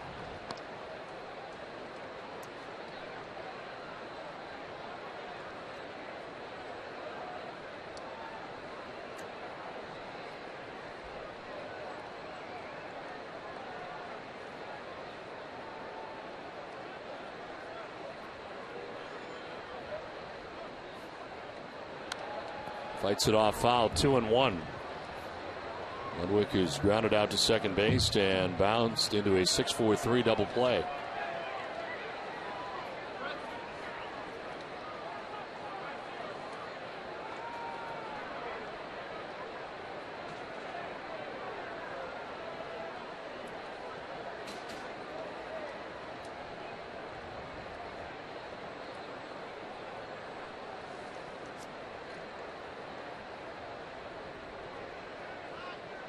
Toss to first, and Headley is back to the bag.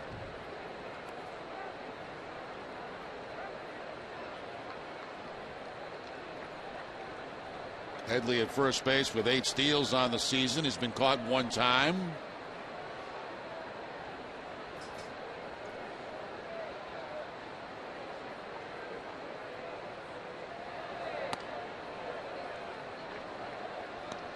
Three and 1 to Ryan Ludwig. Miller has walked 2. He walked Maben in the 2nd inning, Bartlett in the 3rd.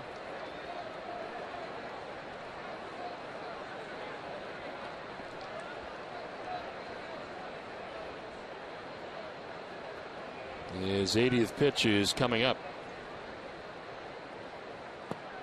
And he misses inside, ball 4. There's the 3rd walk given up by Miller. First 2 have reached now for the Padres.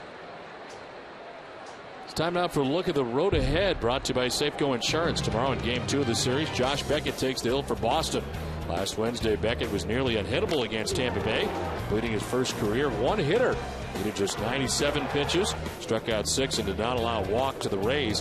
He is 5-1 against San Diego in his career, but has not faced them since 2007.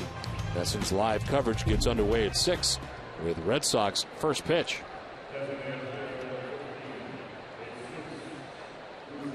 Two on, nobody out. Pitching line is brought to you by Ace Ticket. Andrew Miller, 5+ innings, 5 hits, no runs so far. The Padres are threatening here in the 6th inning. 2 on, nobody out. Jesus Guzman takes strike 1 over the inside corner. There is action for the first time. Matt Albers.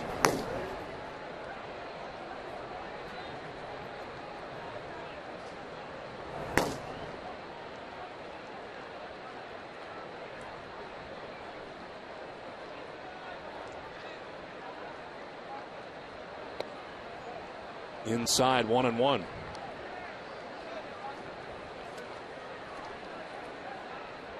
Guzman has grounded out, and in the 4th inning he tripled to lead off the inning, but was left at third base when Miller was able to get out of it. Getting Hudson, Maben, and Rizzo, the next 3 batters. Flared foul down the right field line, 1-2.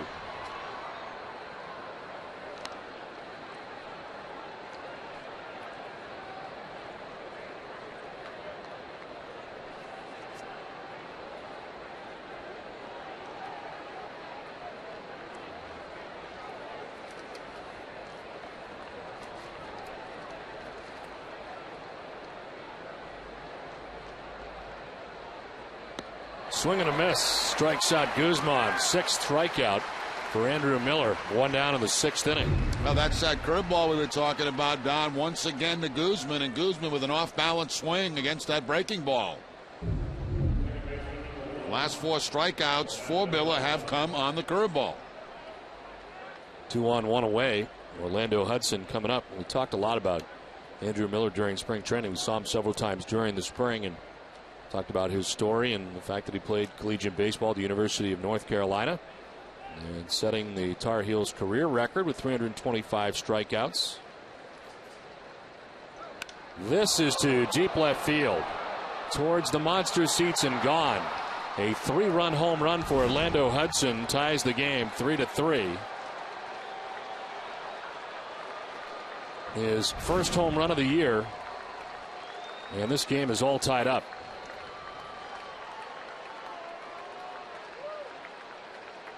Now Orlando Hudson, who just recently came off to the Sabre list, gets that fastball right down the inside part of the plate and pulls it into the monster seats for the home run. And that quickly you get a tie ball game here at Fenway. Andrew Miller had only given up 2 home runs in 65 2/3 in Pawtucket. But a 3-run shot has tied the game. Now Cameron Maben to center field. Ellsbury coming in, and Jacoby with the good speed runs it down. 2 down.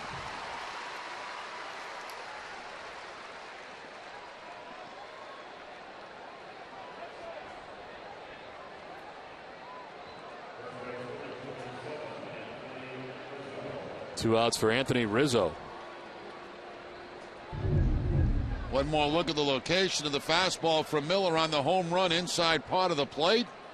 And a nice swing put on it there by Orlando Hudson.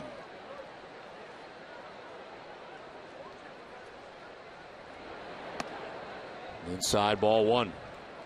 Rizzo struck out looking in the 2nd inning. Flied out to the warning track and left in the 4th.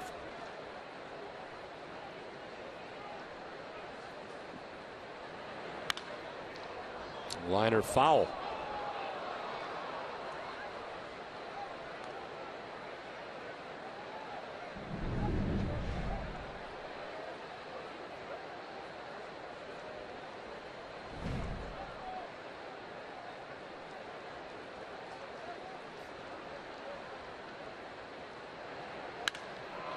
High drive towards the triangle in right center field. It struck well back deep, and that ball is going to be off the wall out there in deep right center by the 420 marker, and an extremely long double for Anthony Rizzo. Deepest part of the ballpark at Fenway. Well, what a pretty swing that was by Rizzo, and that swing's going to bring Terry Francona out to get Miller. 3-3 game, as this game has changed in a hurry. Albers will be coming in.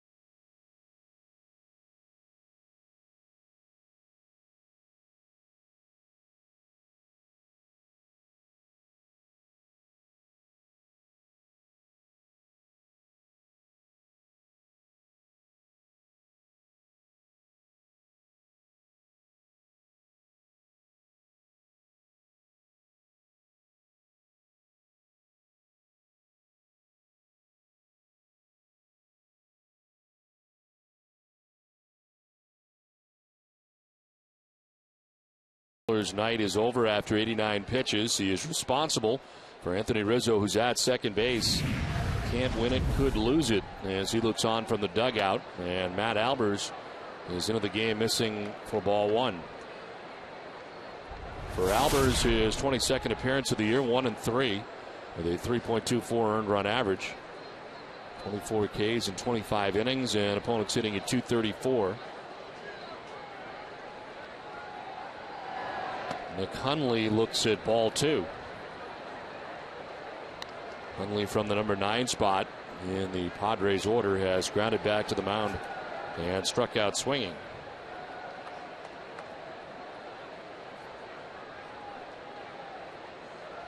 Miller had not given up a run until the 6th inning and gave up 3 on a 3-run home run by Orlando Hudson. There's strike one from Albers, 2-1. These are the 2 hits that chased him from the ball game. Of course, the home run by Hudson on a fastball, and then Anthony Rizzo, another fastball. What a pretty swing that was by Rizzo out to the 420 mark.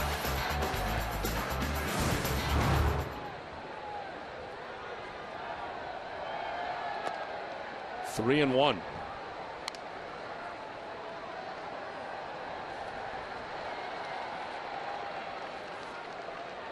Matt Albers has recorded 6 holds, second most of the team behind Bard. He's given up just 1 run over the last 8 outings. 3-1 is a strike, and Hundley gets the bad news from Ed Rapuano. Full count. Take a look at the Amica pitch zone. Let's see where this fastball is. Right at the bottom of the strike zone. Outside corner.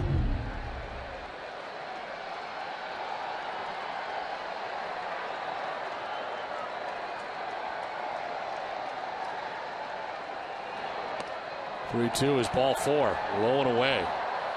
And Nick Hundley is down to first base. First batter Albers faces, he walks here in the 6th inning.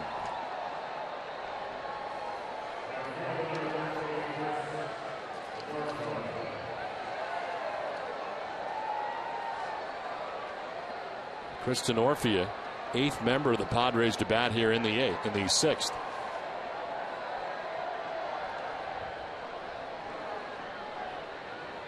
Orfia is 0 for 3. He has struck out and grounded out twice. There is strike one.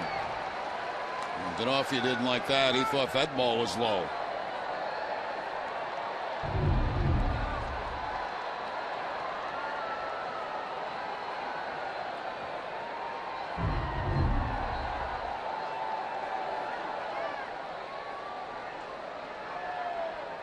On the ground right side, Pedroia will go to first base, and that will end the inning, but a very productive inning for the Padres. They scored 3 times and tie the score.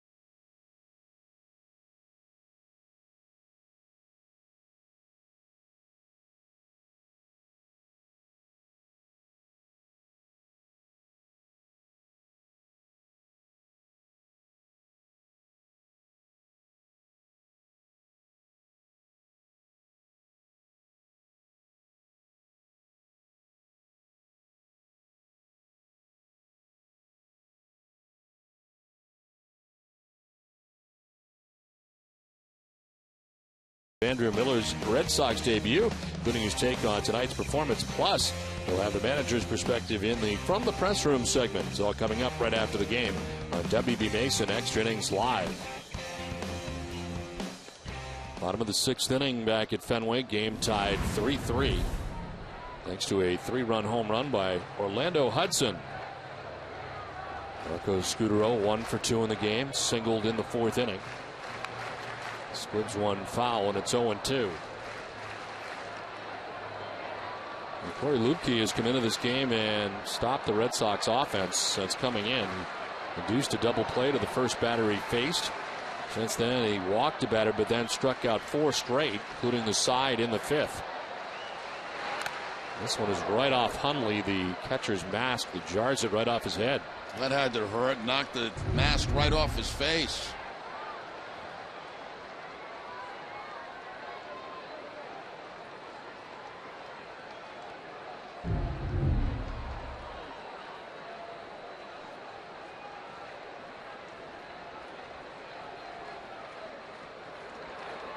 Scutaro foul down the right field line, still 0-2.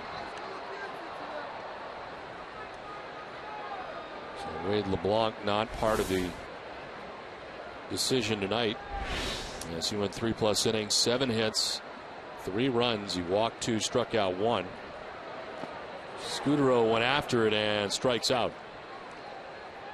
5 straight strikeouts for Corey Lupke. And 4 of those 5 coming on the same pitch, the slider. There's the slider down and in to Marco Scutaro. He can't control the head of the bat. The initial strikeout to Gonzalez was on a fastball. Since then, 4 straight on the slider. So 1 out in the 6th inning. Jason Varitek coming up. He flied out to the warning track at center field in the 2nd. Single to center in the 4th, 1 for 2. Both teams with 3 runs, both teams with 7 hits. As Varitek takes strike 1.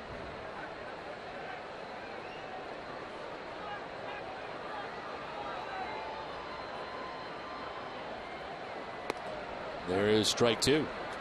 Jason conferring with Ed Rapuano.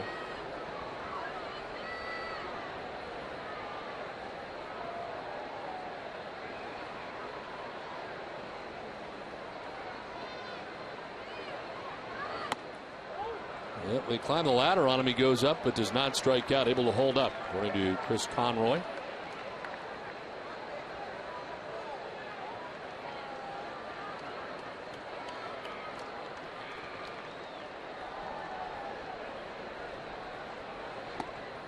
Just outside, 2-2.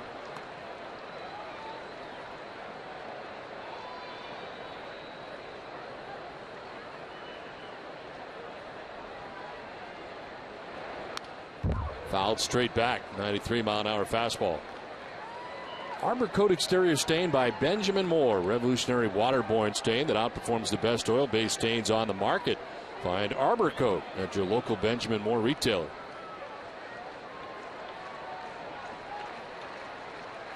One out in the 6th inning as Varitek sends one to deep short. Bartlett's long throw is there in plenty of time. 2 down in the inning. It's time for a game break, and Tom Cameron.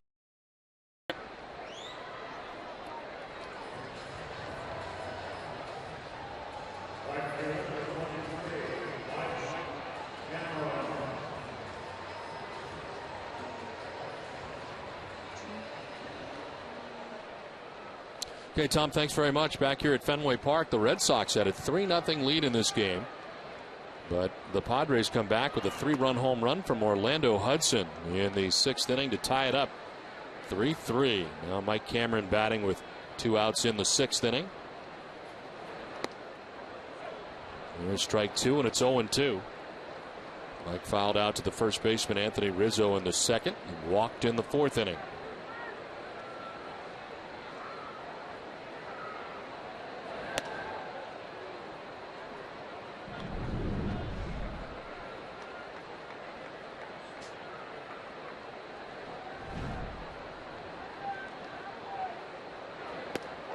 In there for strike 3.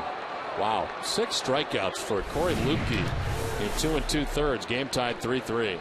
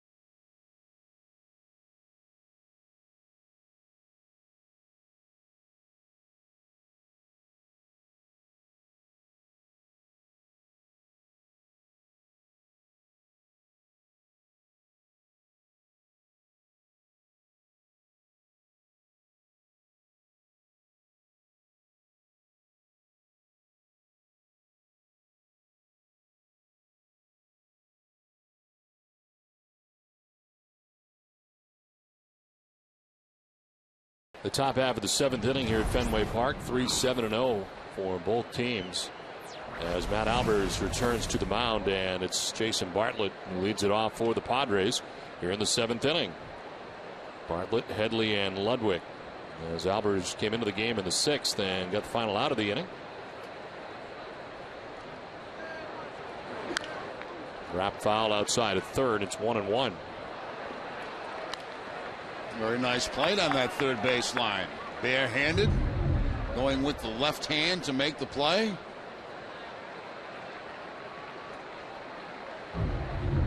Sitting next to a San Diego fan.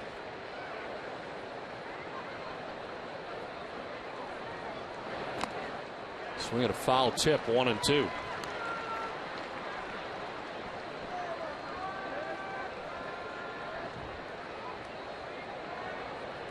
Bartlett is grounded out, walked, and struck out.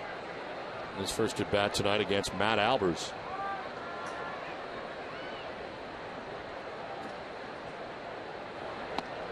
That is strike 3. First strikeout for Albers, 1 down in the 7th inning. Second time tonight that Bartlett has struck out. He went down on a curveball back in the 5th inning. Now the fastball from Matt Albers.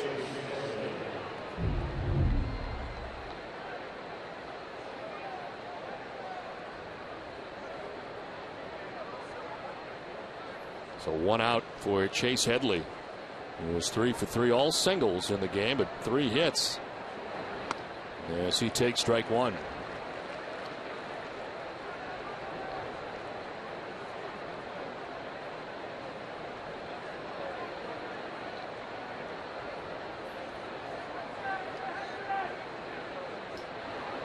Down and in. Almost got a piece of him as the count evens at 1-1.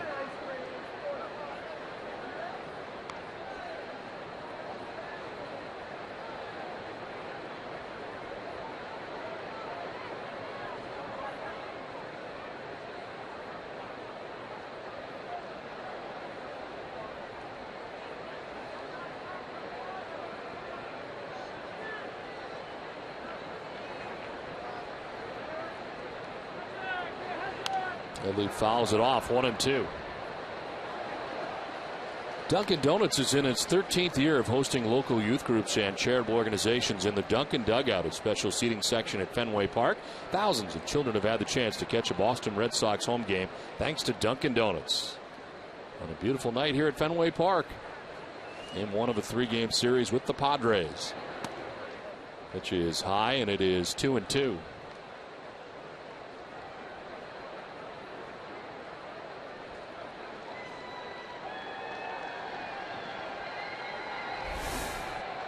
Headley hitting at .440 so far in interleague play. Hitting on a 2-2. And that's inside, ball 3. And a 2nd round pick for the Padres in 2005.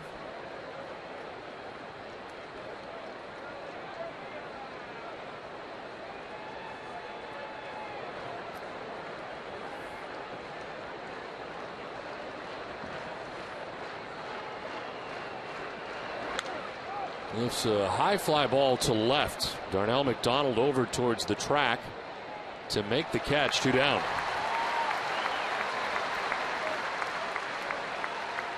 Boston Red Sox baseball on NESN is brought to you in part by Eastern Bank, awarded highest customer satisfaction in retail banking in the New England region 2 years in a row by J.D. Power and Associates. Find out more of what we're made of at easternbank.com.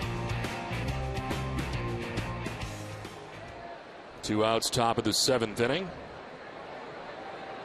Ryan Ludwig, who has grounded out twice, once into a double play and has walked.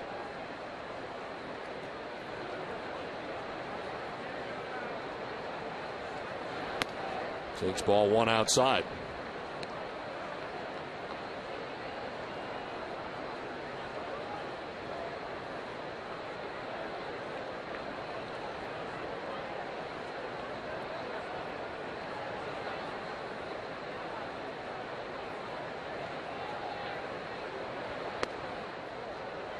Ball 2, 2-0.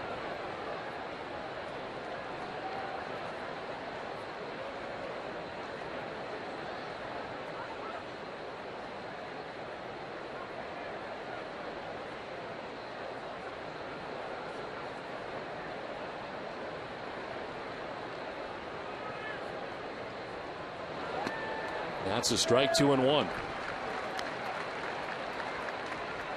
Ryan Ludwig breaking into the majors with the Texas Rangers back in 2002.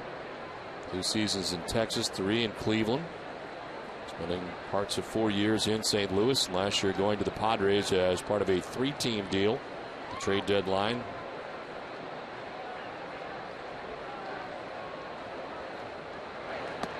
Takes ball 3, 3-1. And his best years coming as a member of the Cardinals, especially 2008 when he had 37 home runs, 113 runs batted in, and hit .299 in 08 for St. Louis. Broken bat. Line drive that ends up in left field. A 2-out single for Ryan Ludwig, his first hit of the night. The bat shatters all over the left side of the infield. Second time he's been on base tonight. He walked last time in the 6th inning. Now picks up a 2-out base hit. As Kevin Youkilis retrieves the bat from the infield, at least what's left of it.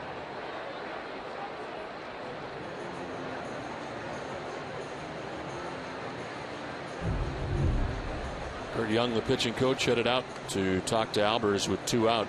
Ludwig at first base and Jesus Guzman coming up. Double-barreled action in the Red Sox pen as they talk it over. Tommy Hotovy, left-hander, and Daniel Bard, the right-hander.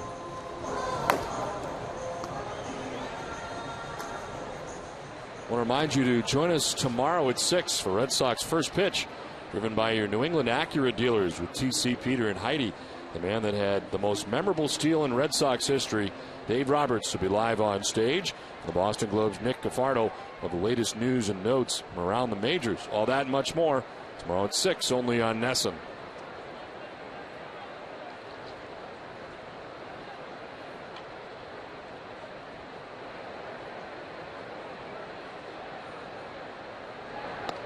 Guzman takes ball 1. He's grounded out to second base, tripled, and struck out swinging.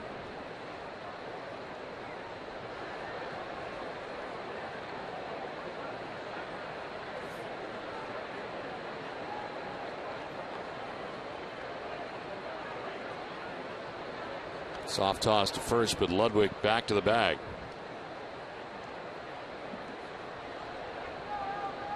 There was no action out there in the Padres pen. They've got great relief from Corey Lupke, who has struck out 6 batters in 3 innings. That's in there for strike 1.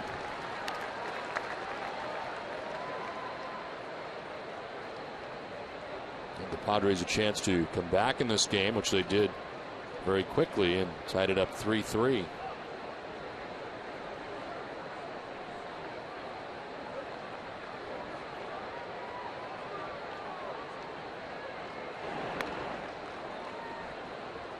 Only 1 steal on the season for Ludwig. That was good to go along with 1 caught stealing. But a check there by Matt Albers.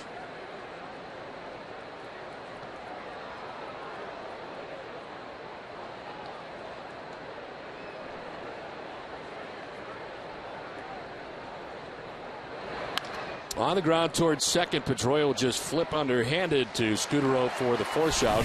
That ends the inning. Game tied 3-3. Let's check in with your need to know with NESN Daily presented by Sunlight Financial. Here's Randy Scott.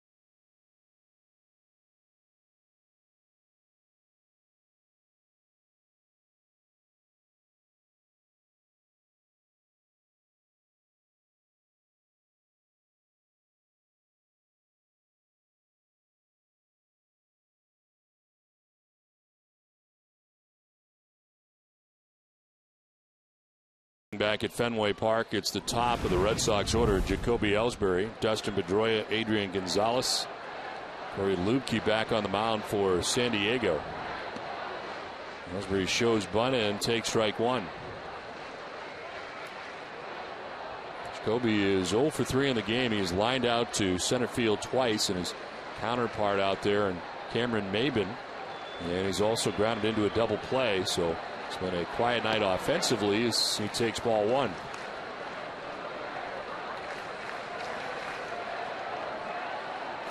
And his action now for the Padres, Ernesto Frieri, as Ellsbury takes one in tight. First time Frieri has been up for the Padres tonight.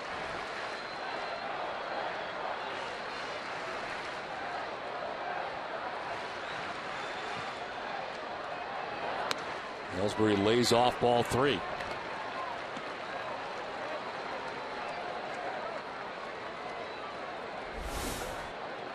Pedroia, then Gonzalez here in the 7th inning for Boston. Wrap foul, full count.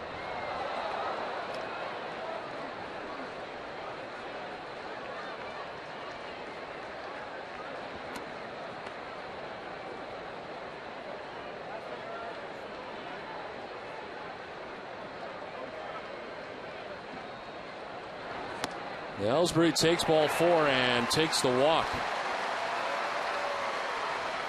Second walk allowed by Lubke since coming into this game, and the Red Sox have the lead runner on. I remind you, coming up after the game, it's Granite City Electric Red Sox final with TC, Peter, and Heidi. The final word from Fenway and a preview of tomorrow's pitching matchup between Josh Beckett and Matt Latos. Plus, all the highlights from around the majors. It's coming up right after the game, only on NESN. Now let's see how the Red Sox play this late in the ball game. 7th inning, Jacoby Ellsbury at first base, and they sacrifice with Pedroia. Padres trying to find out, as Pedroia didn't give anything away there, and a check of Ellsbury at first base. Red Sox last in the league in sacrifice bunts. Well, they're not sacrificing here, at least not yet.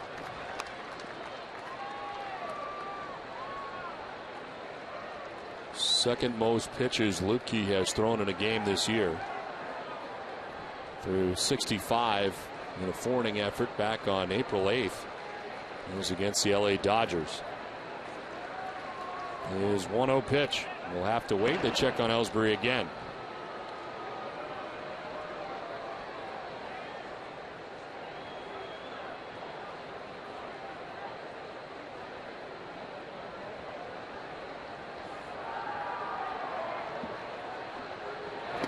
Pedroia takes the strike, and it evens the count at 1-1.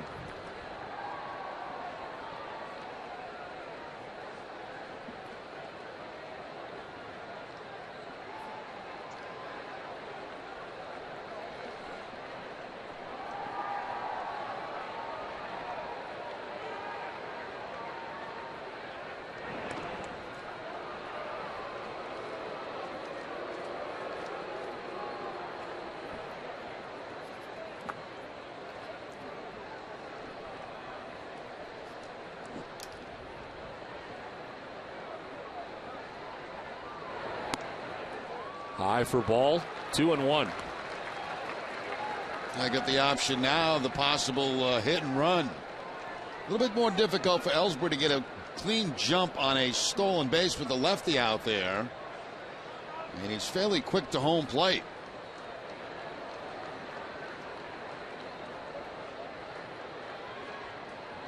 Pedroia fouls it off, and it's 2-2.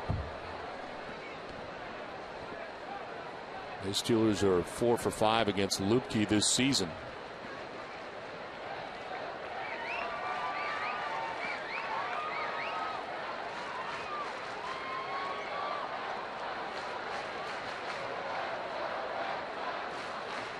Ellsbury walks to begin this innings at first base. Here's a 2-2 to Pedroia. First a check of Ellsbury, back easily to the bag.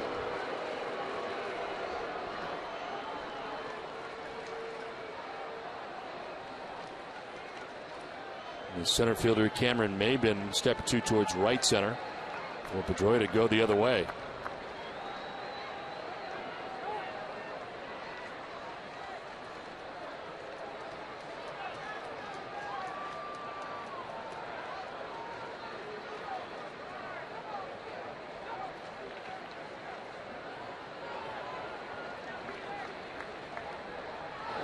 Pedroia hits him to the ground to second, could be two. Second for one, on to first, not in time. Ellsbury coming across the bag. Bartlett couldn't get a lot on the throw, and Pedroia reaches it first, one down. Now Pedroia going as hard as he can down to first base. Here comes Ellsbury trying to take out Bartlett. He has to go out toward right field. And by the time he gets to throw to first base, Pedroia is safe at first base.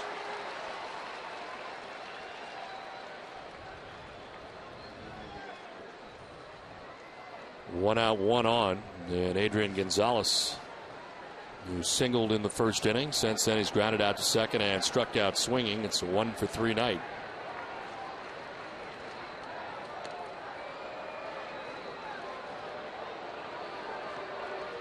The league leaders are brought to you by Verizon 4G LTE. This is where Adrian Gonzalez ranks in Padres franchise history. Second home runs with 161. This is down the left field line, bending away and bending foul into the seats.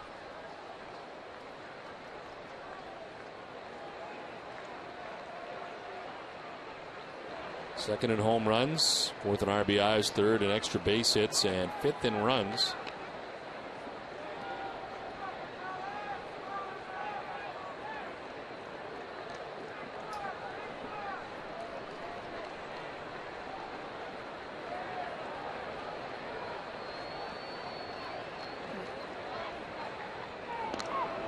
Check at first, and Pedroia back to the bag.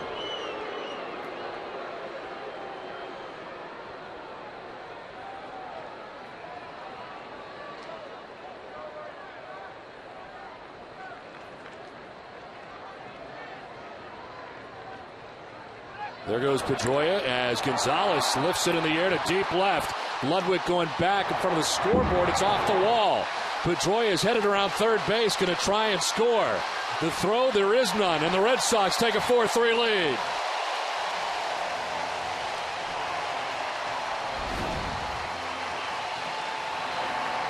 I'll bet you all those players in that San Diego dugout are saying at Petco Park, that's just a fly ball out.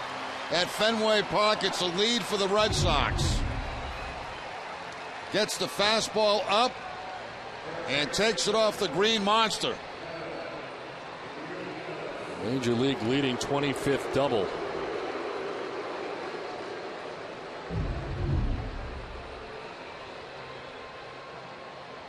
Lubke was a wow for Bud Black, and he's going to go some more. He's ready to hand off the baseball, and Bud Black steps up and doesn't take it.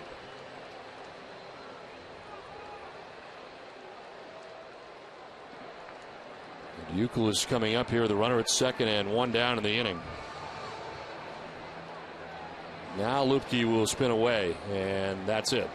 So the pitching change from Fenway Park. The Red Sox have regained the lead here in the seventh inning. Frieri's coming in. Red Sox lead at 4-3.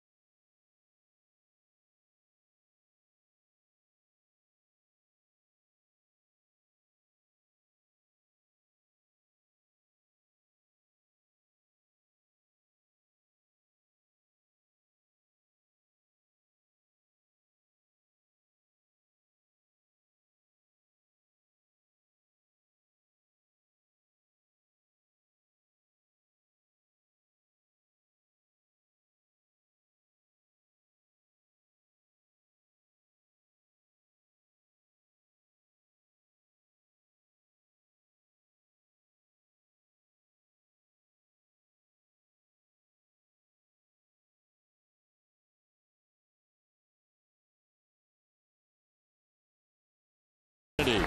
Now David Ortiz on a 14-pitch at bat in the first inning is able to work a base hit single. And the Red Sox get on the board their first run of the night. They actually had a 3-0 lead into inning number 6 when Orlando Hudson is able to take Andrew Miller out of the park to tie the game 3-3. Here in the bottom of the 7th inning, with Dustin Pedroia at first base and running, a wall ball double for Adrian Gonzalez plates Dustin Pedroia and puts the Red Sox on top right now 4-3. They're looking for more with Kevin Youkilis batting, and Ernesto Frieri comes into the game for the Padres. His 32nd appearance, a 1-2 record, 2.29 ERA. There's 44 strikeouts in 35 and a third innings. Opponent's hitting at 223 against him. And there is another ball to Youkilis, 2-0. We're talking about the Padres and all their problems offensively. Their pitching has been pretty good. They are third in the National League in earned run average, 3.23, and a lot of these guys coming out of the pen have had very good numbers and pitch well, and certainly Corey Lupke did in his 3 1/3, although he does give up the lead in this inning. Yeah, he really did a great job in this game against the Red Sox, of course, until Gonzalez put the ball off the wall, but that's exactly what you want from a guy that's coming in to try to keep the game close. They did. They eventually tied it up. Now the Red Sox grabbed the lead back by a run.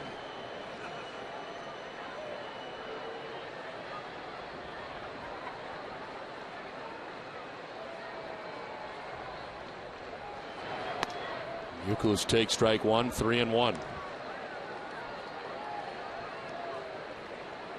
Padres as a staff, 2.50 earned run average as a pen. And that is the top mark in the National League. Their starter tonight, however, lasted just 3+ innings, giving up 3 runs on 7 hits. And Wade LeBlanc, who gets a no decision tonight. 3-1 to Youkilis. In the air to left field, playable for Ryan Ludwig. 2 outs here in the bottom of the 7th inning.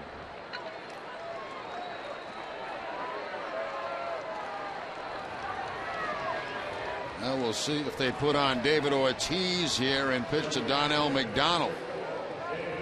Red Sox Nation, if you need medical care at Fenway Park, visit the Beth Israel Deaconess First Aid Stand behind Section 12. Beth Israel Deaconess Medical Center is the official hospital of the Boston Red Sox. Visit them at bidmc.org. And they will put on Big Papi here, who had been 2 for 3 in the game tonight.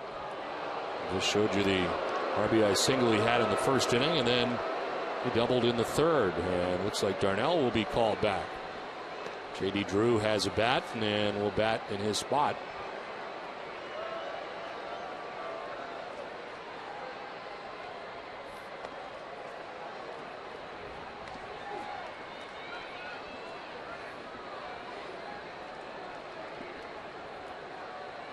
Intentional walk is complete, and down to first goes David Ortiz.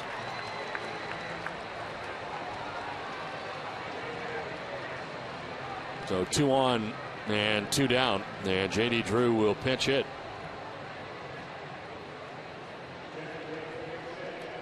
Drew hitting at .230, 4 homers and 18 runs batted in.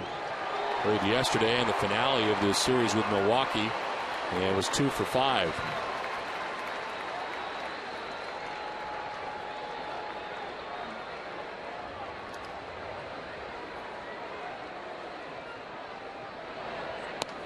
Ball 1.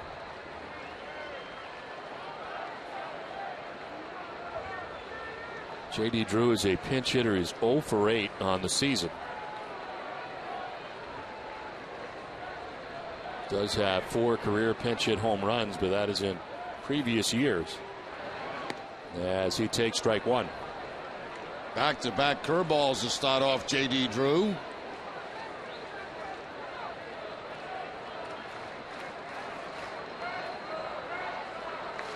Ben Black trying to get the attention. His first baseman. 1-1 is outside, 2-1.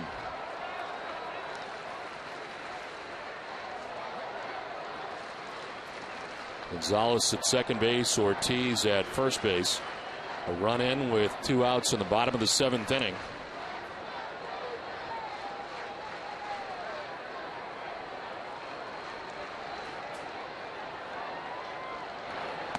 Drew spins out of the way and takes ball 3.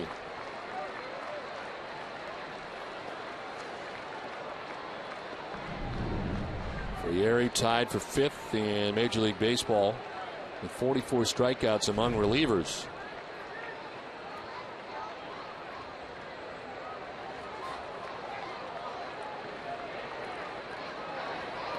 But he walks J.D. Drew to load the bases.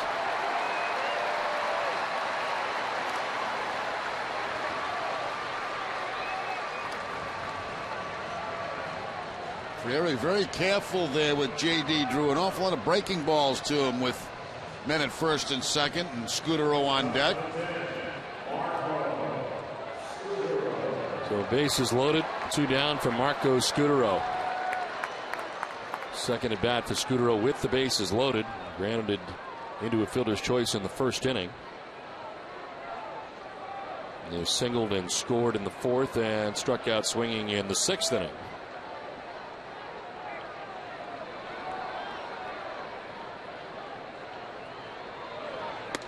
Takes strike 1.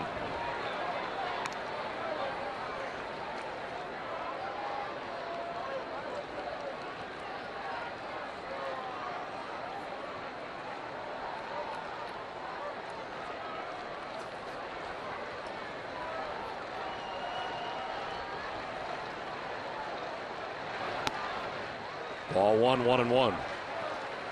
Action further for the Padres. Evan Scribner.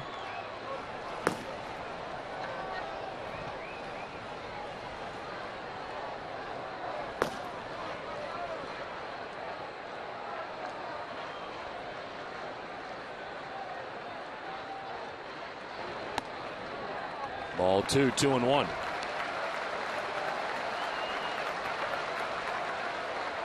Scudero, .326 career average, 2 grand slams with the bases loaded. Gonzalez at third base, Ortiz at second, Drew at first. Red Sox now with a 1-run lead. Chance to add to it.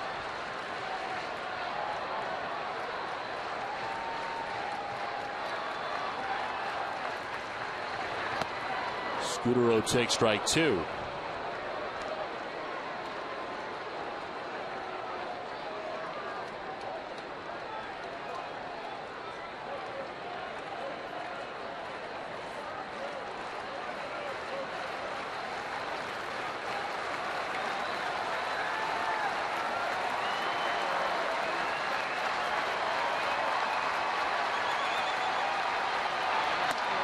Ball 3, full count. Everybody will be moving.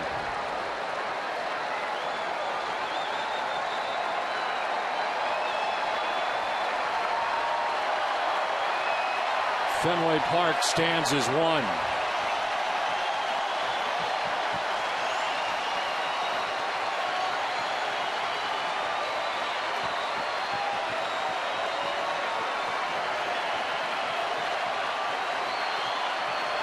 Scudero fouls it off to the right.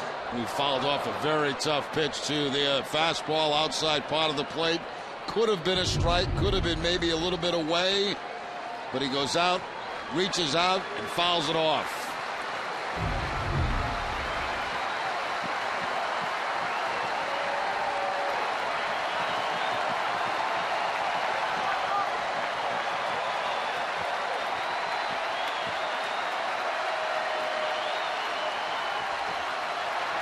Inside, ball 4. And down to first base he goes as the Red Sox take a 5-3 lead. Actually hitting Scudero, a hit batsman, will score the runner from third in Gonzalez. And it does get a piece of Scudero, and the Red Sox have a 2-run lead. Pitching coach Darren Balsley back out.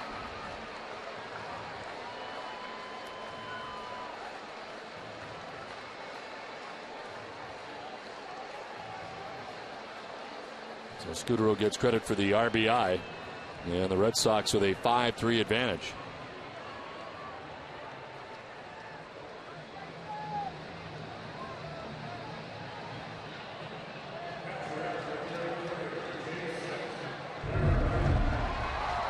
Take a look at that last pitch. Fastball tailing inside and must have got maybe the shirt of Marco Scutaro. If not, very close. They call it a hit batter.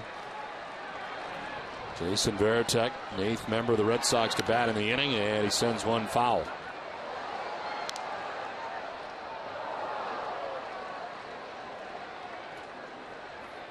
Varitek with a single back in the 4th inning. One of the 8 hits the Red Sox have.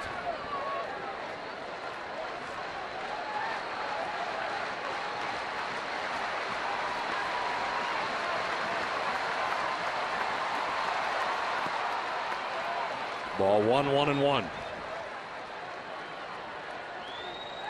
Jason 0 for 2 this season with the bases loaded. 212 in his career.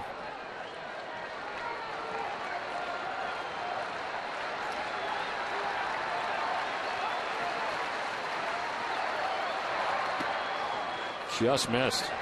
2-1.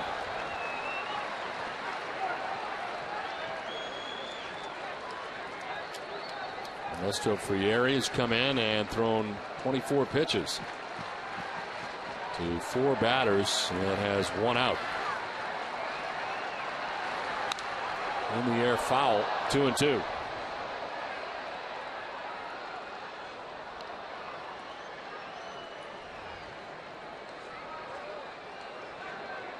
.212 at bats with the bases loaded for Jason Varitek. He's 6th among active players.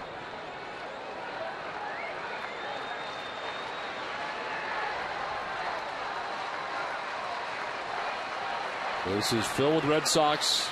2 outs in the inning.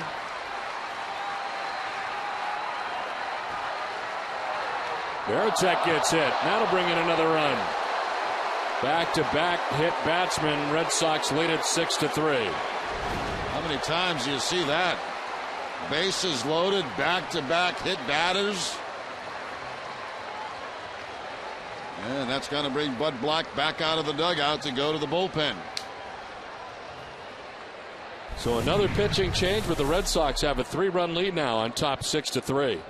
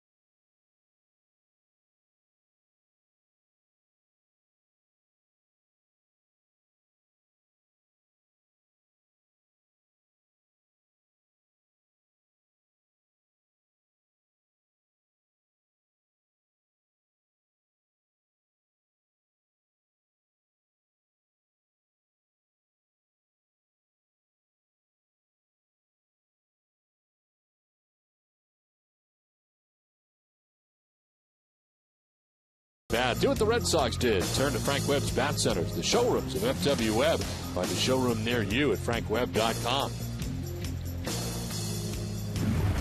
Ernesto Frieri has a tough time coming into this game. Walked 2 batters, hit 2 batters, and did get a flyout, but has given the Red Sox a 6-3 advantage.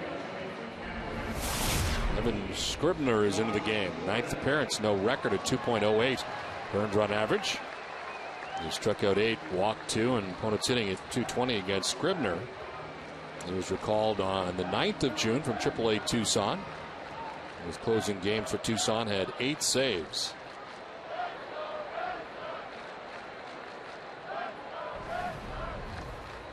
Josh Reddick pinch hitting here for Mike Cameron. 9th member of the Red Sox to bat here in the 7th inning. Reddick at 375. No homers, 4 runs batted in.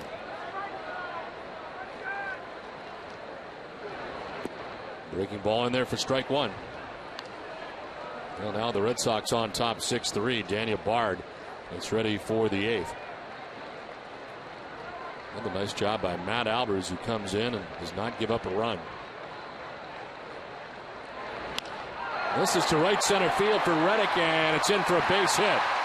Scoring is Drew. Scudero's behind him. 2 more Red Sox runs. Boston on top 8-3. 2-run single for Josh Reddick. Well, the pinch hitting paying off in this inning for the Red Sox. J.D. Drew drew a walk. And now Josh Reddick gets a fastball listed in center field in front of Maben, and 2 more runs come in. So the Red Sox open it up here in the bottom of the 7th.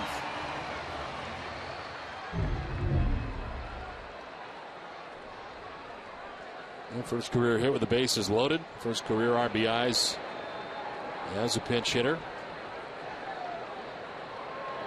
Jacoby Ellsbury takes strike 1. It's not of a hit tonight, but he did walk. Get this inning started. That was against Corey Lupke, who is charged with 2 runs and is now on the hook. The 1 pitch is popped up foul, and it'll get into the seats.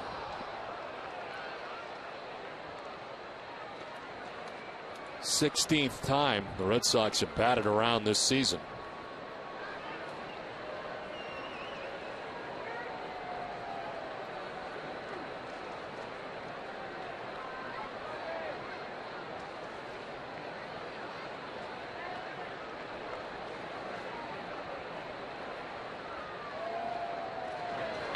Breaking ball, line foul.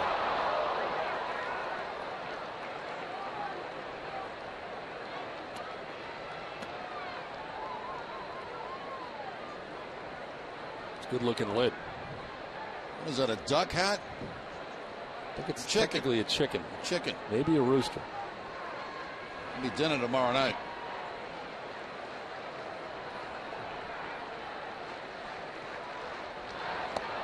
Down and in, 1-2.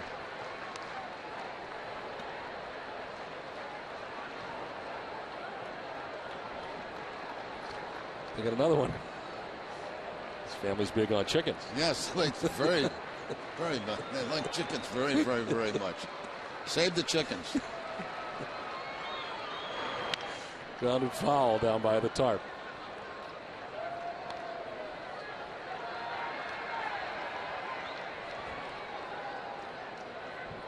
You wear yours as a hat, and I'll carry one.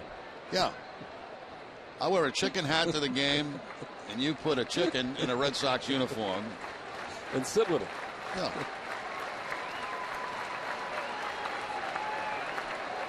The 1-2 pitch to Jacoby Ellsbury. And this tap foul will do it again. I'm going to bring a manatee tomorrow to the booth. Bring a manatee with a Red Sox uniform on. It'd be great. Be different. Yeah, it would. Yeah. It would be different. What do they call them? Seahorses? I didn't know that. Manatees? I just know they're huge. Sea cows. Sea cows. You're close. Same field. That is terrific. Yeah.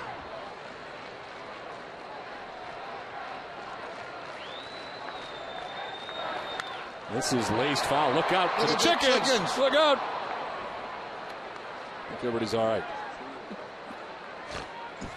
The chicken. Mom was okay with it. She just explained where the ball. There you go. Yep. You're on again. Yep. Chicken's fine. Everybody's fine. Be no chicken for dinner tomorrow night. There's a full chicken in that thing.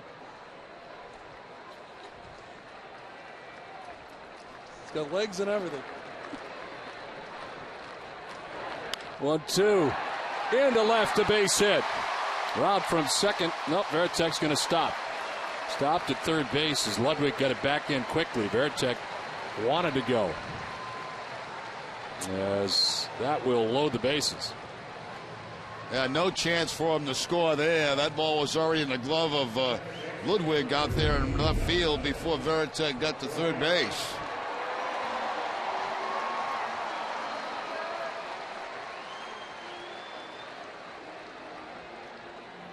Right there, he's already got the ball in his glove, and Varitek held up at third. So first hit of the night for Jacoby Ellsbury. Bases reloaded for the Red Sox. Here's Dustin Pedroia, 11th member of the Red Sox to bat here in the 7th inning. There is strike one.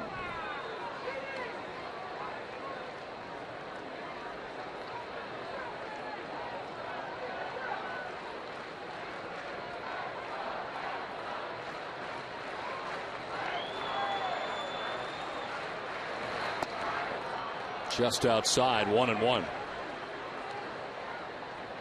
Red Sox have opened things up here, scoring 5 times in the bottom of the 7th inning to take an 8-3 lead. This game was tied 3-3 coming into this inning.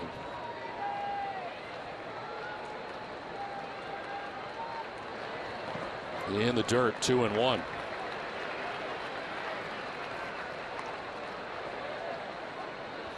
Padres have used 3 pitchers in the inning already. And Evan Scribner trying to wrap this inning up.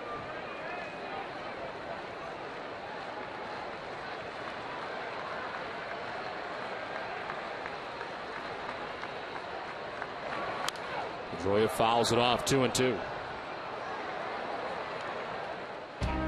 Boston Red Sox baseball on NESN is brought to you by Southwest Airlines.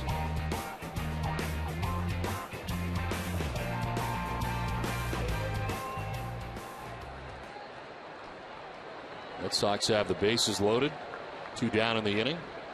Red Sox are 4 for 10 with runners in scoring position. There's ball 3, full count. Everybody will be on the move.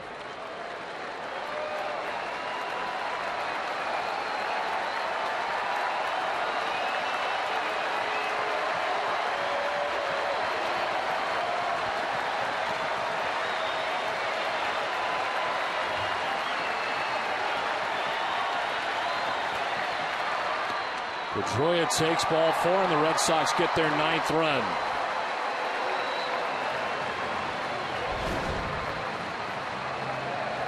This 7th inning has been a total disaster for the Padres. Couple of hit batters, one to bring in a run, a single by Reddick to drive in 2, a walk to Pedroia to bring in a run. As you mentioned, Don, this bullpen has been very good. The Red Sox have 6 runs on 3 hits in this inning. Yes. Padres have hit batters, they've walked batters, 2 hit batsmen, 3 walks. Gonzalez lines it into right, a base hit. Reddick will score. Here comes Ellsbury. 2 more Boston runs. Red Sox lead at 11-3.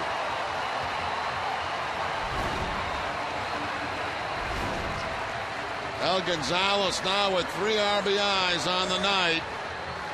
2 singles, a double, a 3-for-5 night against his former ball club. Top spin line drive this time, pulling the ball to right field.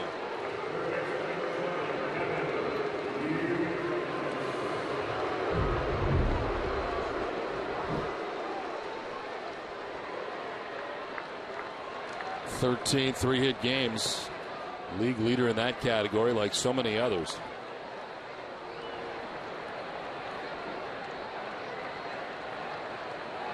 First and second, 2 outs in the inning. An 8-run inning right now for the Red Sox, still going in the 7th. Youkilis takes strike 1. Former Minnesota Twin Pat Neshek is warming for the Padres. Already used 3 pitchers in this inning.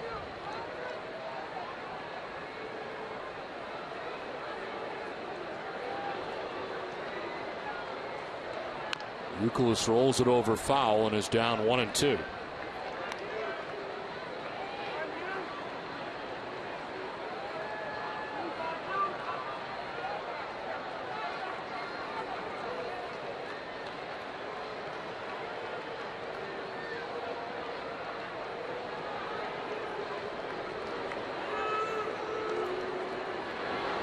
Breaking ball fouled off again.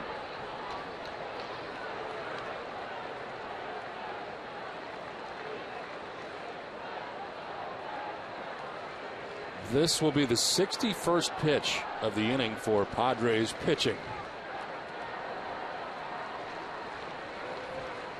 It's a lot of pitches. Well, 1-2. There'll be more. 2-2.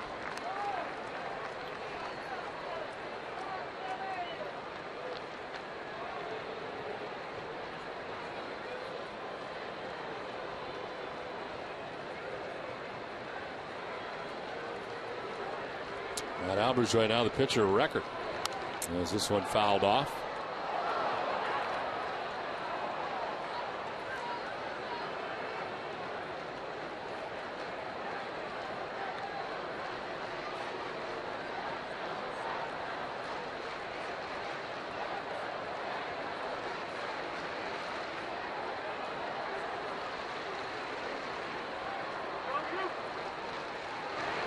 Youkilis grounds it foul again. That'll get into the Padres dugout.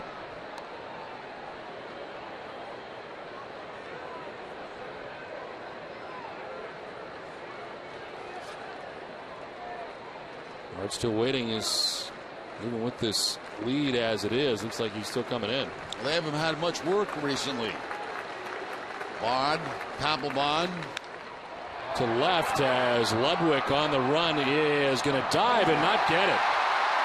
Scoring is Pedroia.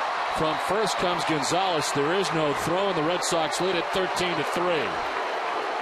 Youkilis drives in two more. Everything going right for the Red Sox in this inning. Scoring in every possible way. Breaking ball, the curveball that time. Youkilis reaching down for a ball that was probably below the knees. Ludwig goes into the dive. He can't make the play. And two more runs come across. Well, that'll do it for Kevin Youkilis as Drew Sutton pinch runs for Youkilis at second base.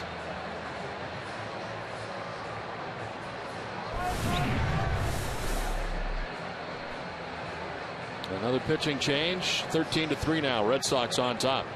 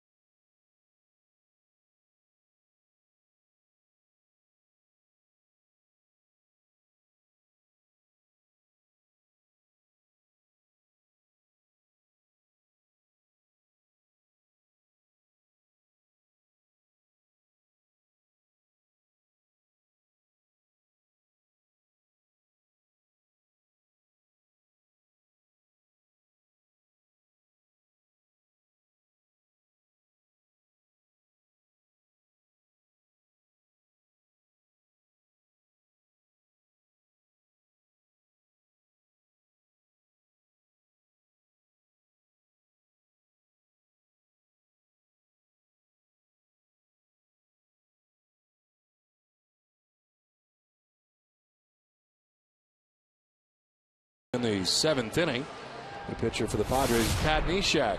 His 19th appearance, 1-0 with a 3.38 ERA. 14 walks to 16 Ks. As David Ortiz takes strike one. We've seen that delivery before with the Minnesota Twins.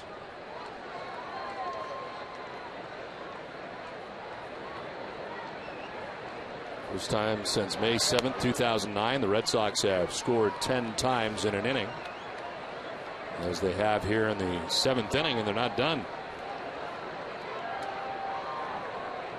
Red Sox had a 12-run inning against the Indians back in 09. 1-1 fouled off, 1-2.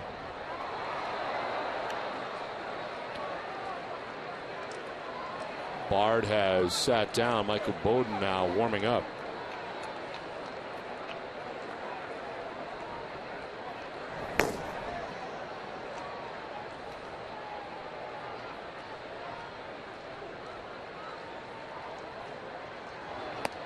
Ortiz strikes out, and that ends the 7th. Highly productive for the Red Sox, to say the least. They lead it 13-3.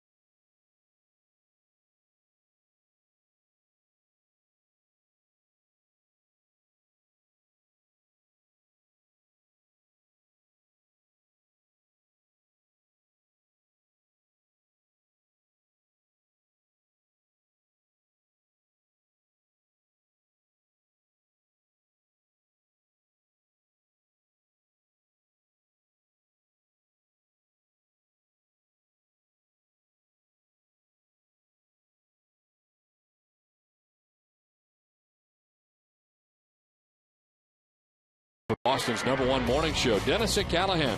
Tune in Monday morning at 6 to hear the best sports talk in America with John Dennis and Jerry Callahan. It's weekday mornings at 6 on the WEEI Sports Radio Network, and of course, right here on NESN. J.D. Drew stays in the game in right field after he pinch hit. Josh Reddick now in left field. Drew Sutton comes in at third base after pinch running for Kevin Youkilis. And the new pitcher is Michael Bowden. 5th appearance, not giving up a run in 4 1/3. Bowden sitting at 188 against Bowden in his most recent recall to Boston.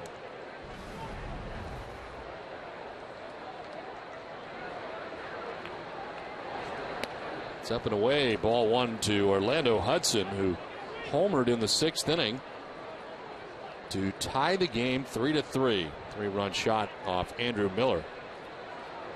Nice job by Matt Albers, who is now the pitcher of record. He went an inning and a third.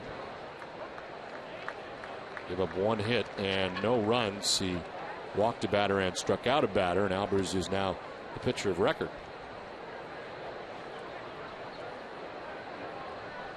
7th inning has been the Red Sox best inning. They've scored 64 runs now in the 7th. There's a ground ball down third baseline. Sutton rounds behind it, throws off balance, and cannot get Hudson. Too much speed there. And Hudson is on to begin the 8th. He's had a good night. 3 hits on the night, 2 singles, plus the 3-run home run back in the 6th inning for the second baseman for the Padres. He likes to make that safe call as he goes across first base, doesn't he? Yes, he does.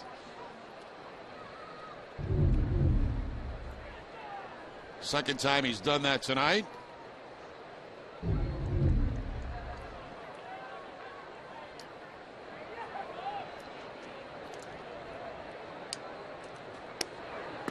There is strike one now to Cameron Maben.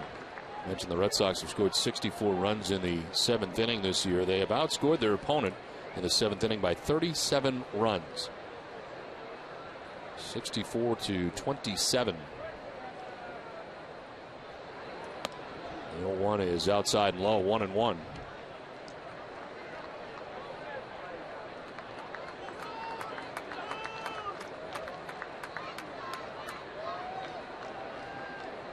Hudson gains his lead at first, held on by Gonzalez at first base.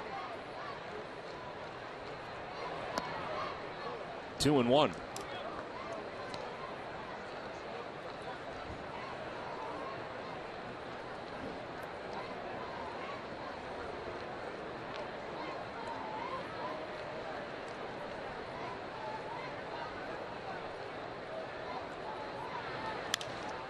To right center field. Drew on the move will go into the slide to make the catch. J.D. Drew into the slide on the backhand to make the grab. Didn't think he was going to get there on contact, but again, there's that jump by J.D. Drew and goes into the slide. Makes the catch just before it hits the grass.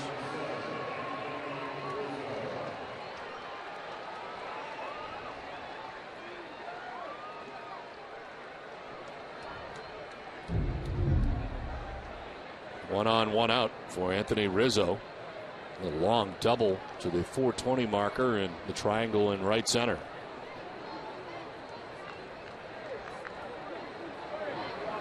Fouls the first pitch back.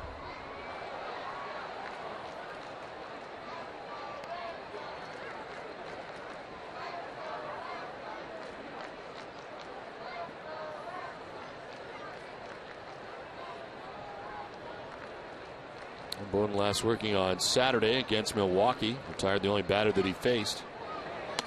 He's now gone 4 1/3 scoreless frames over the last 4 appearances. He's recalled from the Pawtucket Red Sox on June 10th. His 3rd stint with the Red Sox already this season. All been pretty brief. May 18th through the 20th, the 29th of May to the 31st. This one longer. He's been up here now 10 days this time.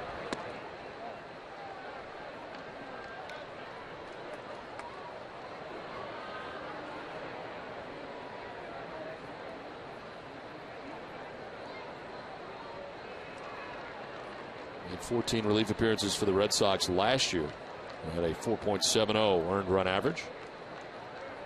Is 2-1 to Anthony Rizzo. Is a fly ball to right field. J.D. Drew going back. Will make the catch, and there's 2 down in the 8th.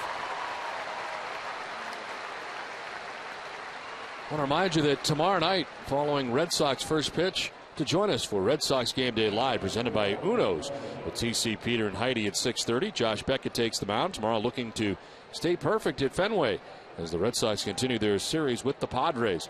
Plus, the Boston Globe's Michael Vega will have the latest news and notes from the Red Sox clubhouse. Our live coverage begins tomorrow at 6, and it's only on NESN. Hudson at first base, 2 down, Nick Hundley.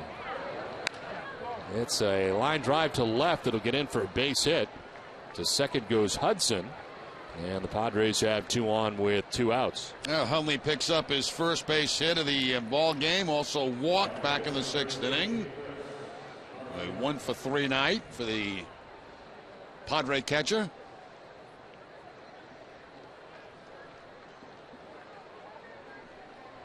So 2 on, 2 outs. And Kristen Orfia coming up. He was 0 for 4 in the game. Jerry, if you took a look at the hits on the hit column on the board and didn't see the runs, you'd think this game was a lot closer than it really is. No, actually, for a while it was close until that 7th inning. Red Sox have 12 hits. The Padres have 10. But if you look to the left, it is 13-3. And therefore, strike one.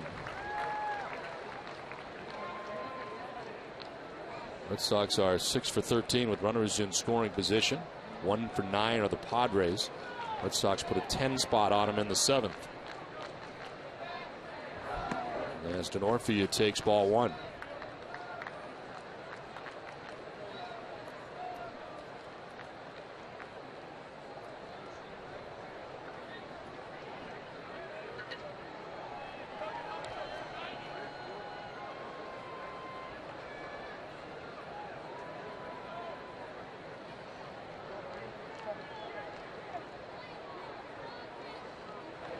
This one will bounce by Veritek, and the runners will move up.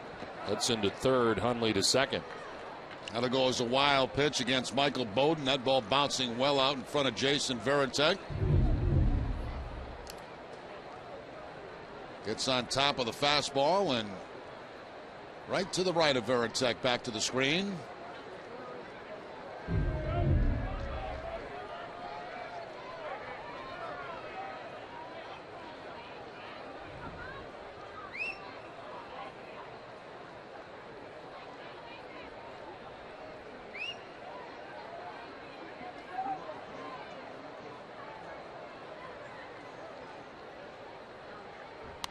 Denorfia fouls it off and evens the count at 2-2.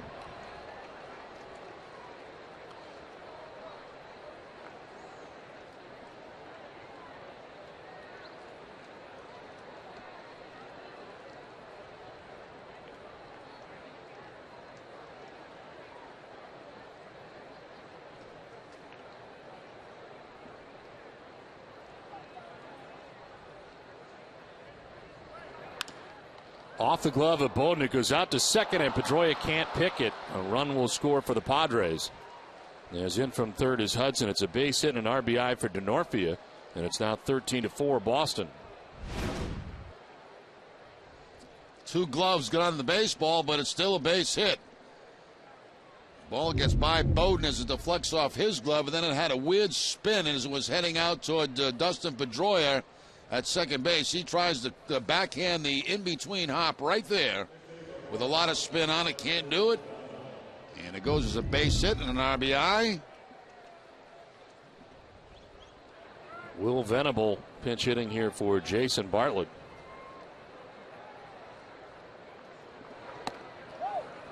As he takes ball one.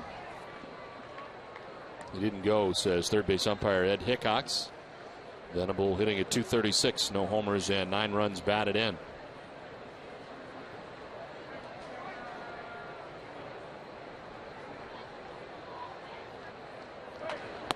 Outside, ball two.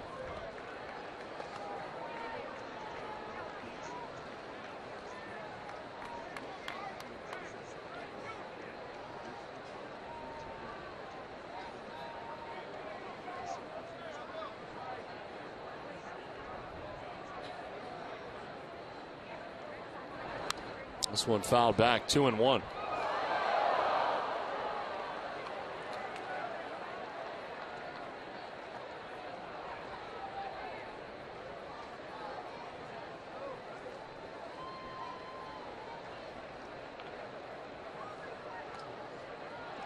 Hundley at third base, Denorfia at first base. 2 outs here in the 8th.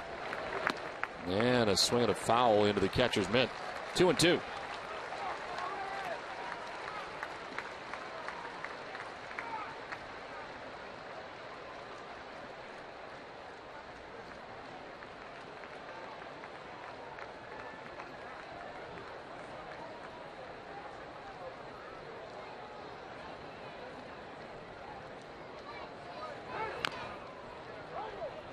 Foul ball, still 2-2.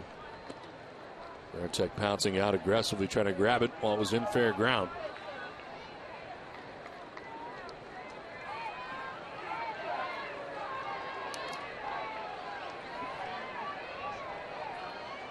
Some true Red Sox fans there, face painted.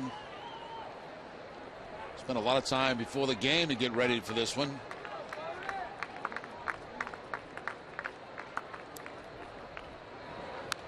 2-2 fouled straight back.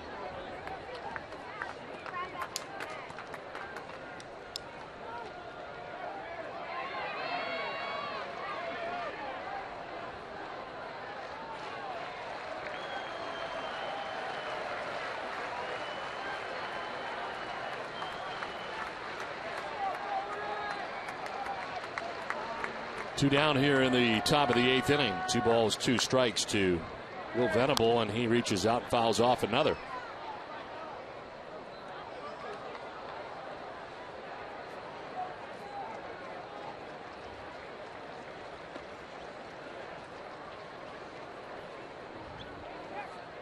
This will be the 25th pitch of this inning for Michael Bowden, and the 8th pitch of the at-bat for Venable, pinch hitting here in the 8th.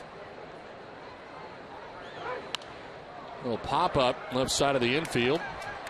Scudero calls off Sutton and makes the catch that ends the 8th. Padres get a run, but it's 13-4 Boston.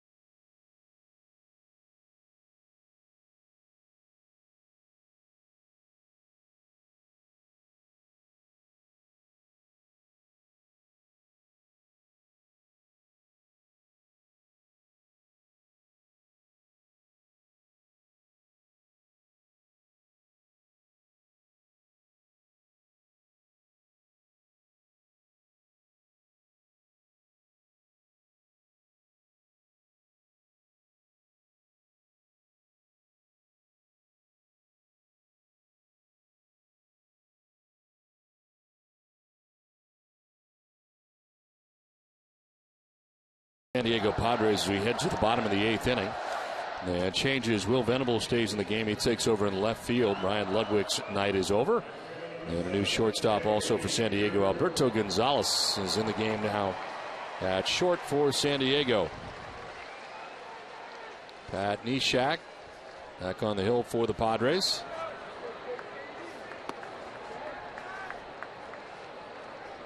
J.D. Drew pinch hit in the 7th inning, leads it off here in the 8th.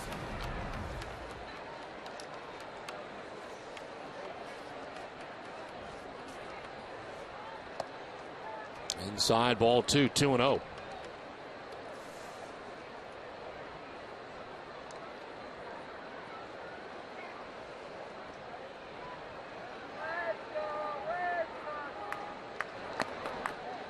Ball 3, 3-0.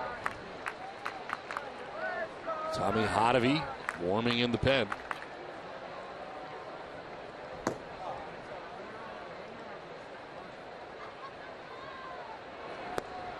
And there for strike 1, 3-1 to Drew. Neshek, the 5th pitcher of the night for San Diego.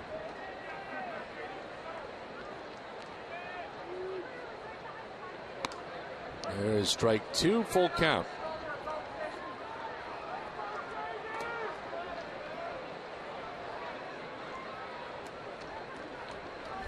Then Scudero and Veritek expected in the inning. As Drew lines one into right for a base hit. Leadoff single for the Sox here in the bottom of the 8th. Well, since coming in the game, J.G. Drew with a walk back in the 7th inning. Now the base hit in the 8th. Shaq with that submarine-style delivery. And Drew picking up the base hit.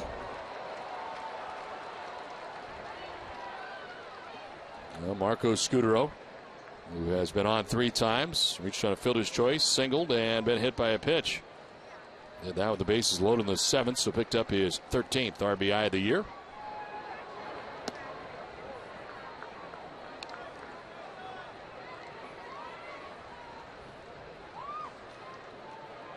Game 2 of the series will have Josh Beckett on the mound tomorrow night for the Red Sox. Matt Latos for the Padres.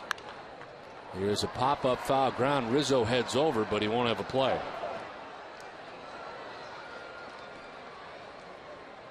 Hess and Hess Express are proud sponsors of the Red Sox and the Red Sox on Nesson. During the 2011 Red Sox season, Hess and Hess Express will donate $500 to the Red Sox Foundation. For every Red Sox home run, Hess and Hess Express committed to helping the cause.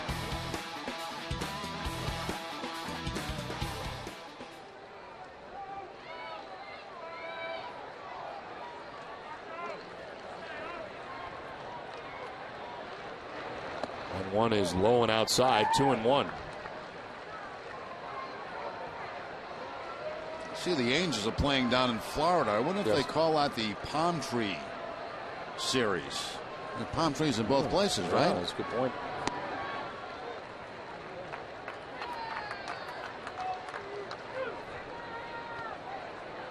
One nothing Marlin lead. How about that? Jack McKeon taking over as the manager at 80 years old of the Marlins. 3-1 pitch is a strike, full count.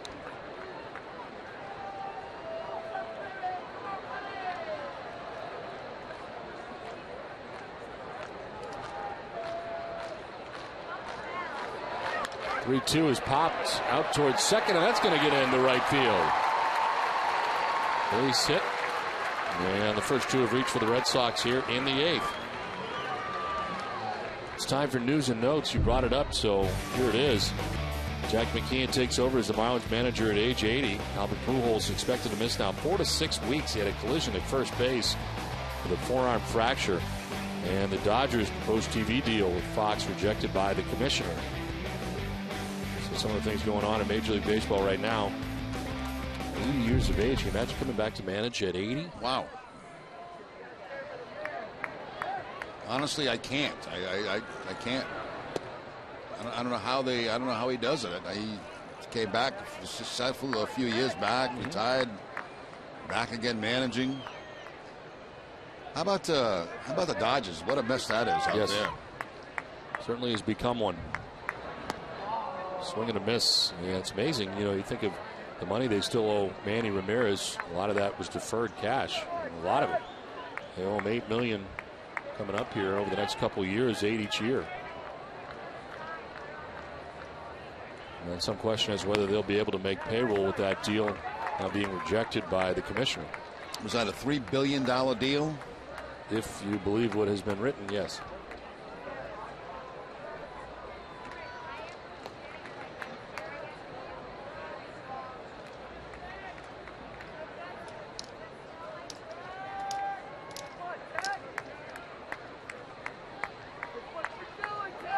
A 1-2 pitch. Varitek fouls it off down by the shoe tops. Nobody warming in the Padres pen. It's going to be Pat Neshek for a while, good or bad.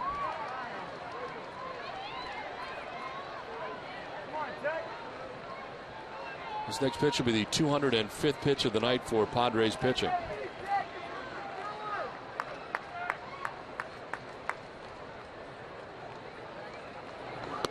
And it misses for ball 2, 2-2.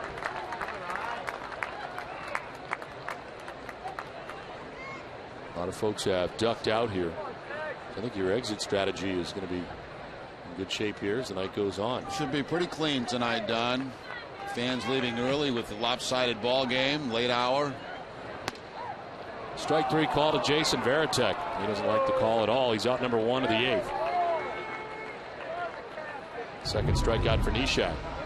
Have you had a chance yet to doctor your picture of the trophy? I sent it downstairs to see if it could be doctored. What do you mean you I don't sent know it that it has. downstairs? I sent an email to the truck to see if they could. They took the picture, and we sent it down. Hopefully, we'll get it tomorrow. Oh, okay. Yeah. And I'm sure it'll be just you in the cup. That's the hope. You really got to zoom in on this one because I think you were trying to get out of the way. I was trying to get out of the way of the pitcher because I'd be eliminated anyway. So I figured I'd try to get it out of the way, but I just couldn't. Find out maybe tomorrow. Something for the fans to look forward to. It's kind of a tease for tomorrow.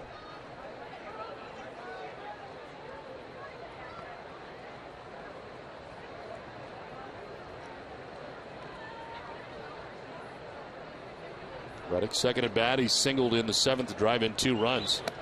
He pinch hit single at that, and he's ahead 3-0. Watching the daytime Emmy Awards last night after the, there was nothing on really, so I put that on. It was on for a couple of hours. You can always tell who's going to win in those things because depending on what channel it's on. Oh, really? So a lot of the CBS soap operas won. Kind of rigged then, huh? I think it is. I think it is. Whoever hosts it that year is going to win all their daytime. I think so. Down to first goes Reddick. A big tribute to Oprah Winfrey, of course, as she wraps it up after 25 years. It was quite a night. It was a very exciting night. Your soap is not on CBS, so you're just a little bitter that some of your soap stars didn't win, maybe. Exactly. That's exactly right. I think it's rigged. They're on NBC. Is it possible that CBS just has good soaps? I mean, is it? Oh yeah, I guess they do. I don't watch them, but they must. But you can always tell if it's on NBC, there's going to be NBC winners. If it's on CBS, there are going to be CBS winners. I used to watch Bold and Beautiful, but I don't think it's on anymore. I don't know. It used to be on CBS. And then I watched The Good Wife after that. I like that show. Yeah, that's a good show.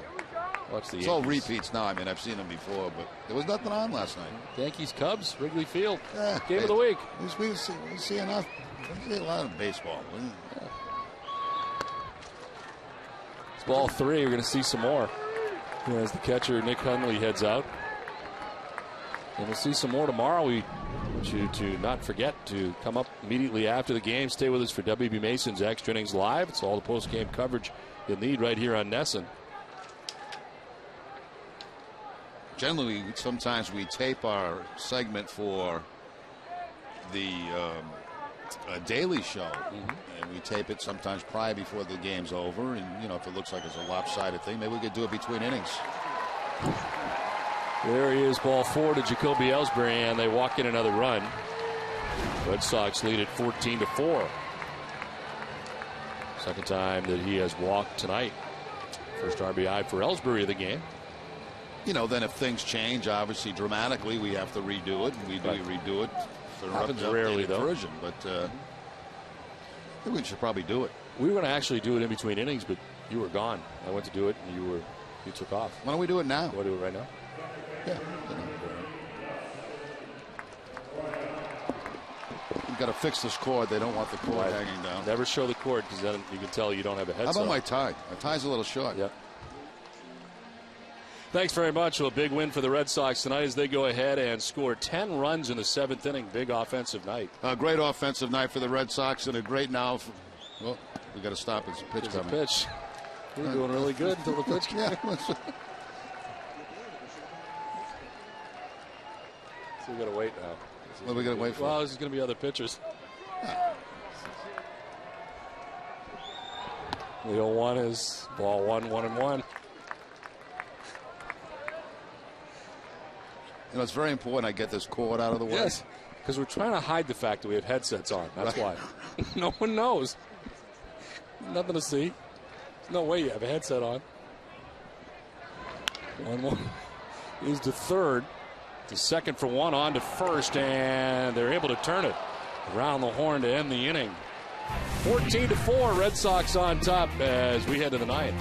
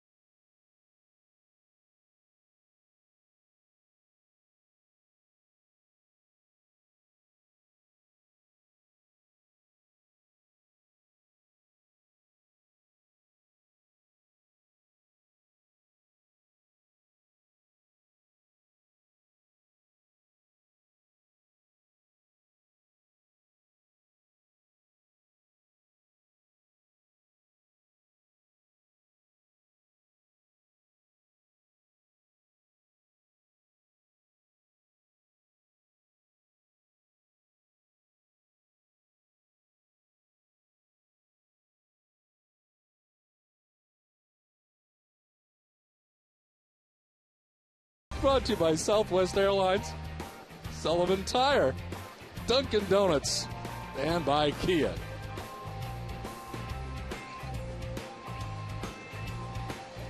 Ninth inning back at Fenway Park. It is 14-4. Red Sox on top of the Padres. You'll be happy to know we have taped our daily hit in between innings. It's all set. It's in the can, and you can watch it on NESN Daily a little bit later. If the Padres come back in this game and take the lead, we'll have to do it again. It'll be all fresh. Yes, but here's a preview of what's coming up for you. We're ready. The Red Sox and Padres in game one of the three-game series. Big offensive night for the Red Sox. They scored 10 times in the seventh inning. Well, there's been a lot of big offensive nights for the Red Sox, and tonight certainly was one late in the game. So that's it. No more. You'll have to tune into daily to get the rest of the pearls that come after that. There's another good 10 seconds coming up. At least. We stay stuff like, that's it. Back to NESN Daily. Tommy Hotovy. His seventh appearance, no record, 6.75 ERA.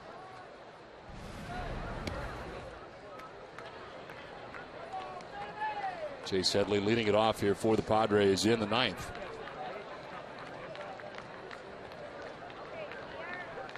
My tie's too short tonight. I don't know what happened to this thing. Down the line at first, it's a fair ball. J.D. Drew will play it off the boxes. Is heading to second base as Headley with a leadoff double to begin things in the ninth inning. Yeah, he's really had a nice night. 4 for 5 night. Working out of that 3 spot in the batting order. Third 4-hit game of the season for Headley. How did this tie get so short? I don't get it. You've worn it before. It hasn't been that short. I don't remember it being that short. I don't know what happened to it. It's like, it's not a clip-on, right? No, it's a real tie. I got to get it over my boiler. I got to get it down here somewhere. You think the boiler is the issue? No. Okay. No, because yours is over your boiler. You know what I got to do? I probably got to do the knot and redo the whole thing, get it dry clean, get it, make the knot again. Probably hasn't made a knot in 4 years. You don't undo your ties, do you? You leave them like that? No. When I send them to the cleaners, obviously, they undo them. Right. But that's it. You leave them like that, ready to go again. Ready to go again. What's the point? Do it once and that's it. And there's a strike over the inside corner to Gonzalez, who took over at shortstop.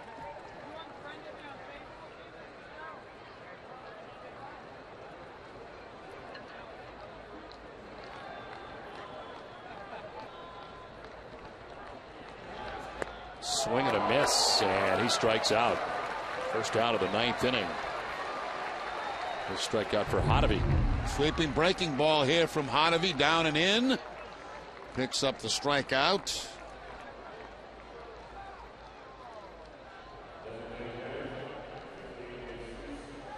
So one out Headley at second base, and Jesus Guzman, the batter. He tripled back in the fourth inning.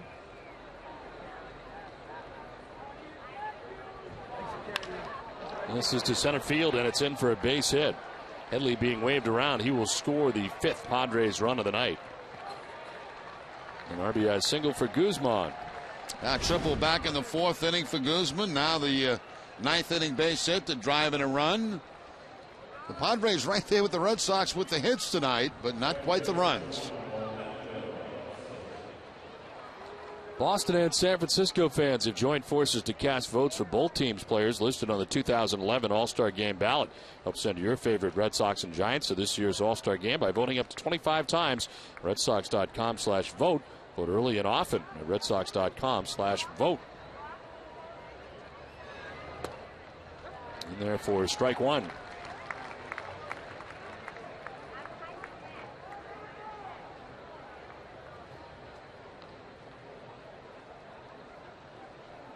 Lando Hudson hit a 3-run home run back in the 6th inning.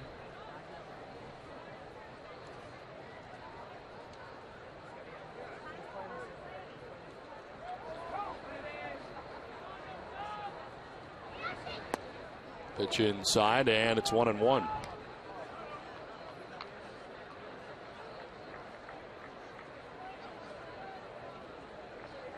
Second time in the last 10 games that the Padres have scored 5 runs. And they still trail in this game by 9.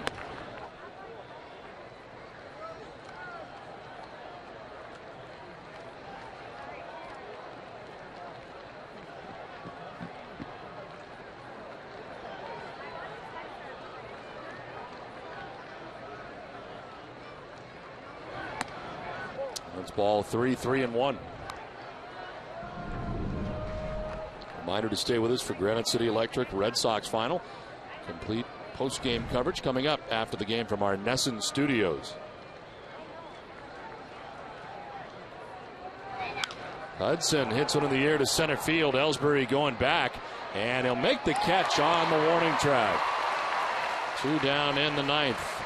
Yeah, Hudson has shown some power tonight. That 3-run home run back in the 6th inning.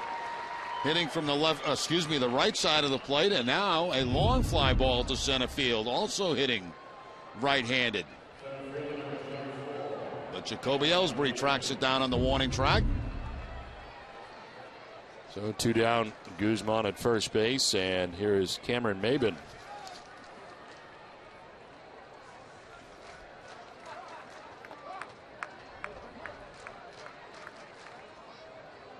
On the ground to shortstop, Scooter will go to second, and the Red Sox take the first game of this 3-game series against the Padres.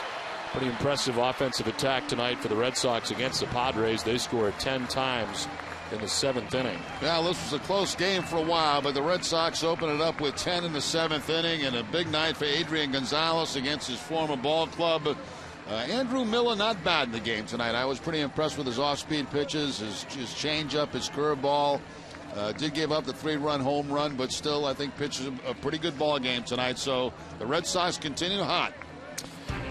Final score 14-5 for Jerry Remy and Heidi Watney. I'm Don Orsillo saying good night from Fenway Park. Join us again tomorrow night for Game 2 of the series with the Padres. Our live coverage begins at 6. This has been a presentation of Nesson, England's most watched sports network. Let's send it now to the Nesson HD Television Center.